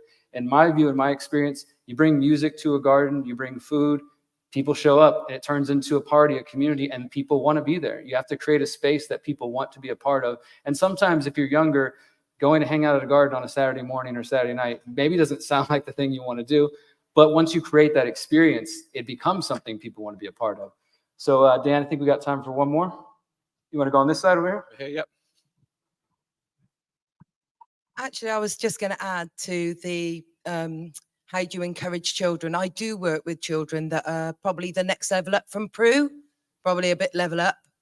And to challenge the Deliveroo aspect of ease of life, we teach them how to make homemade takeaway meals and then name those nights. So we don't go out and get fast food anymore because they create it from the ingredients. And then we could work backwards from that. So we then say, right, you can grow your sprouts for your Christmas dinner, etc., etc. So there are ways to bring them in and at the same time challenge the narrative that really everybody just wants their food delivered from an unknown source. So that's wonderful. Do we have one more question? Thank you just- for the comment. Go ahead, Ed. I was literally just going to add to that. Like, you know, generally kids, it's like, oh, who's fastest? Who's strongest? Like, kids like to, like, you know, win at competitions. So you could literally, like, kind of like you were saying, make competitions. Who can grow the biggest beetroot, or who, you know, runner beans is a classic one to grow. And that was one of the first things, you know, Jack and the Beanstalk, like every kid, well, I know we did. And that was actually one of the first things we grew in lockdown for my niece was Jack and the Beanstalk runner beans, because they're just so hardy, they grow so easily, you know. So I think making a fun competition, who can grow the highest, you know, Jack and the Beanstalk, who can grow the biggest beetroot, you know, like make it fun, make it cool, guys. We good? All right, I think that's where we're gonna end it, guys. Please give a round of applause to our guests for today. We're gonna play one more quick thanks to our sponsor, somebody I know directly, and then we're gonna come back as we wrap up because we have more to share with you tonight. So thank you guys for being with us. The People's Reset is proud to partner with Expat Money, a world-renowned consulting firm dedicated to helping freedom-oriented individuals like you create a solid backup plan in offshore jurisdictions. Expat Money's global team of researchers, policy experts, and lawyers can assist with your personal strategy for living abroad, obtaining second. You can get from the Free Humanities stand upstairs. This evening, we've got an incredible networking event planned for you in here. So tonight we've heard, or this afternoon we've heard about food independence, permaculture. You'll be able to connect with other like-minded people who are doing those types of things. So it's not You know, in the UK, when I said to Derek, you know, the UK, when you talk about networking, you kind of get that like awful feeling of like a business networking event. You kind of skulking away in the corner, trying to strike up conversations. We're going to make this interactive. We're going to host it. We're going to facilitate it for you. We're going to help you connect with like-minded people on different subjects, different areas. So it's going to be a really fun experience. And then after that, we're blessed with some music this evening by Bob, Hillary, and Freya, who are going to come and play some music for us again in here. So our main concert is tomorrow, but we've got some music for you in here. And we may, for those of you who missed out on the conscious dancing at lunchtime, we may have a little chance for you to get involved with the dance as well this evening as well. We also have a couple of workshops for you. Derek, what time are we going to start the workshops? We're about 20 minutes behind. Let's see. Well, we were going to start the. We were going to be at 10 past, so. Where are we at right now? 20 past. 5:20. We'll give it about 15, 20 minutes if you guys want to go hit the bathrooms, go check out the vendors, and then all the workshops will still be happening this evening. And we were going to start the community networking at 7. Well, let's aim for about 7:15, 7:20. We'll be back in this room for the community networking. Yeah, so what we've got coming up tonight, they're going to do their, whoa, echo. Rich and Nick are going to do their Q&A on food growing. So if you want to continue the conversation, if you're just starting out, you can learn from their experience. Our main man, Derek, is going to be running a session. I forgot I had a workshop, but I'll be ready for it. The 7-fold path of a holistic exit and build lifestyle. Unfortunately, Yoshi and Paula are not with us yet. And we're still trying to figure out if they can make it from Ecuador. So that workshop is not happening this evening. I don't know if there's been any other additions since this morning. I don't think there has been, but yeah, so other than Yoshi and Paula's workshop, the other ones are happening. And thank you guys so much for being here with us. Thank you, everybody who's at home, who's been watching. I think that's it for today. That's it for today for you at home. Thank you so much. We appreciate you. We apologize for the tech.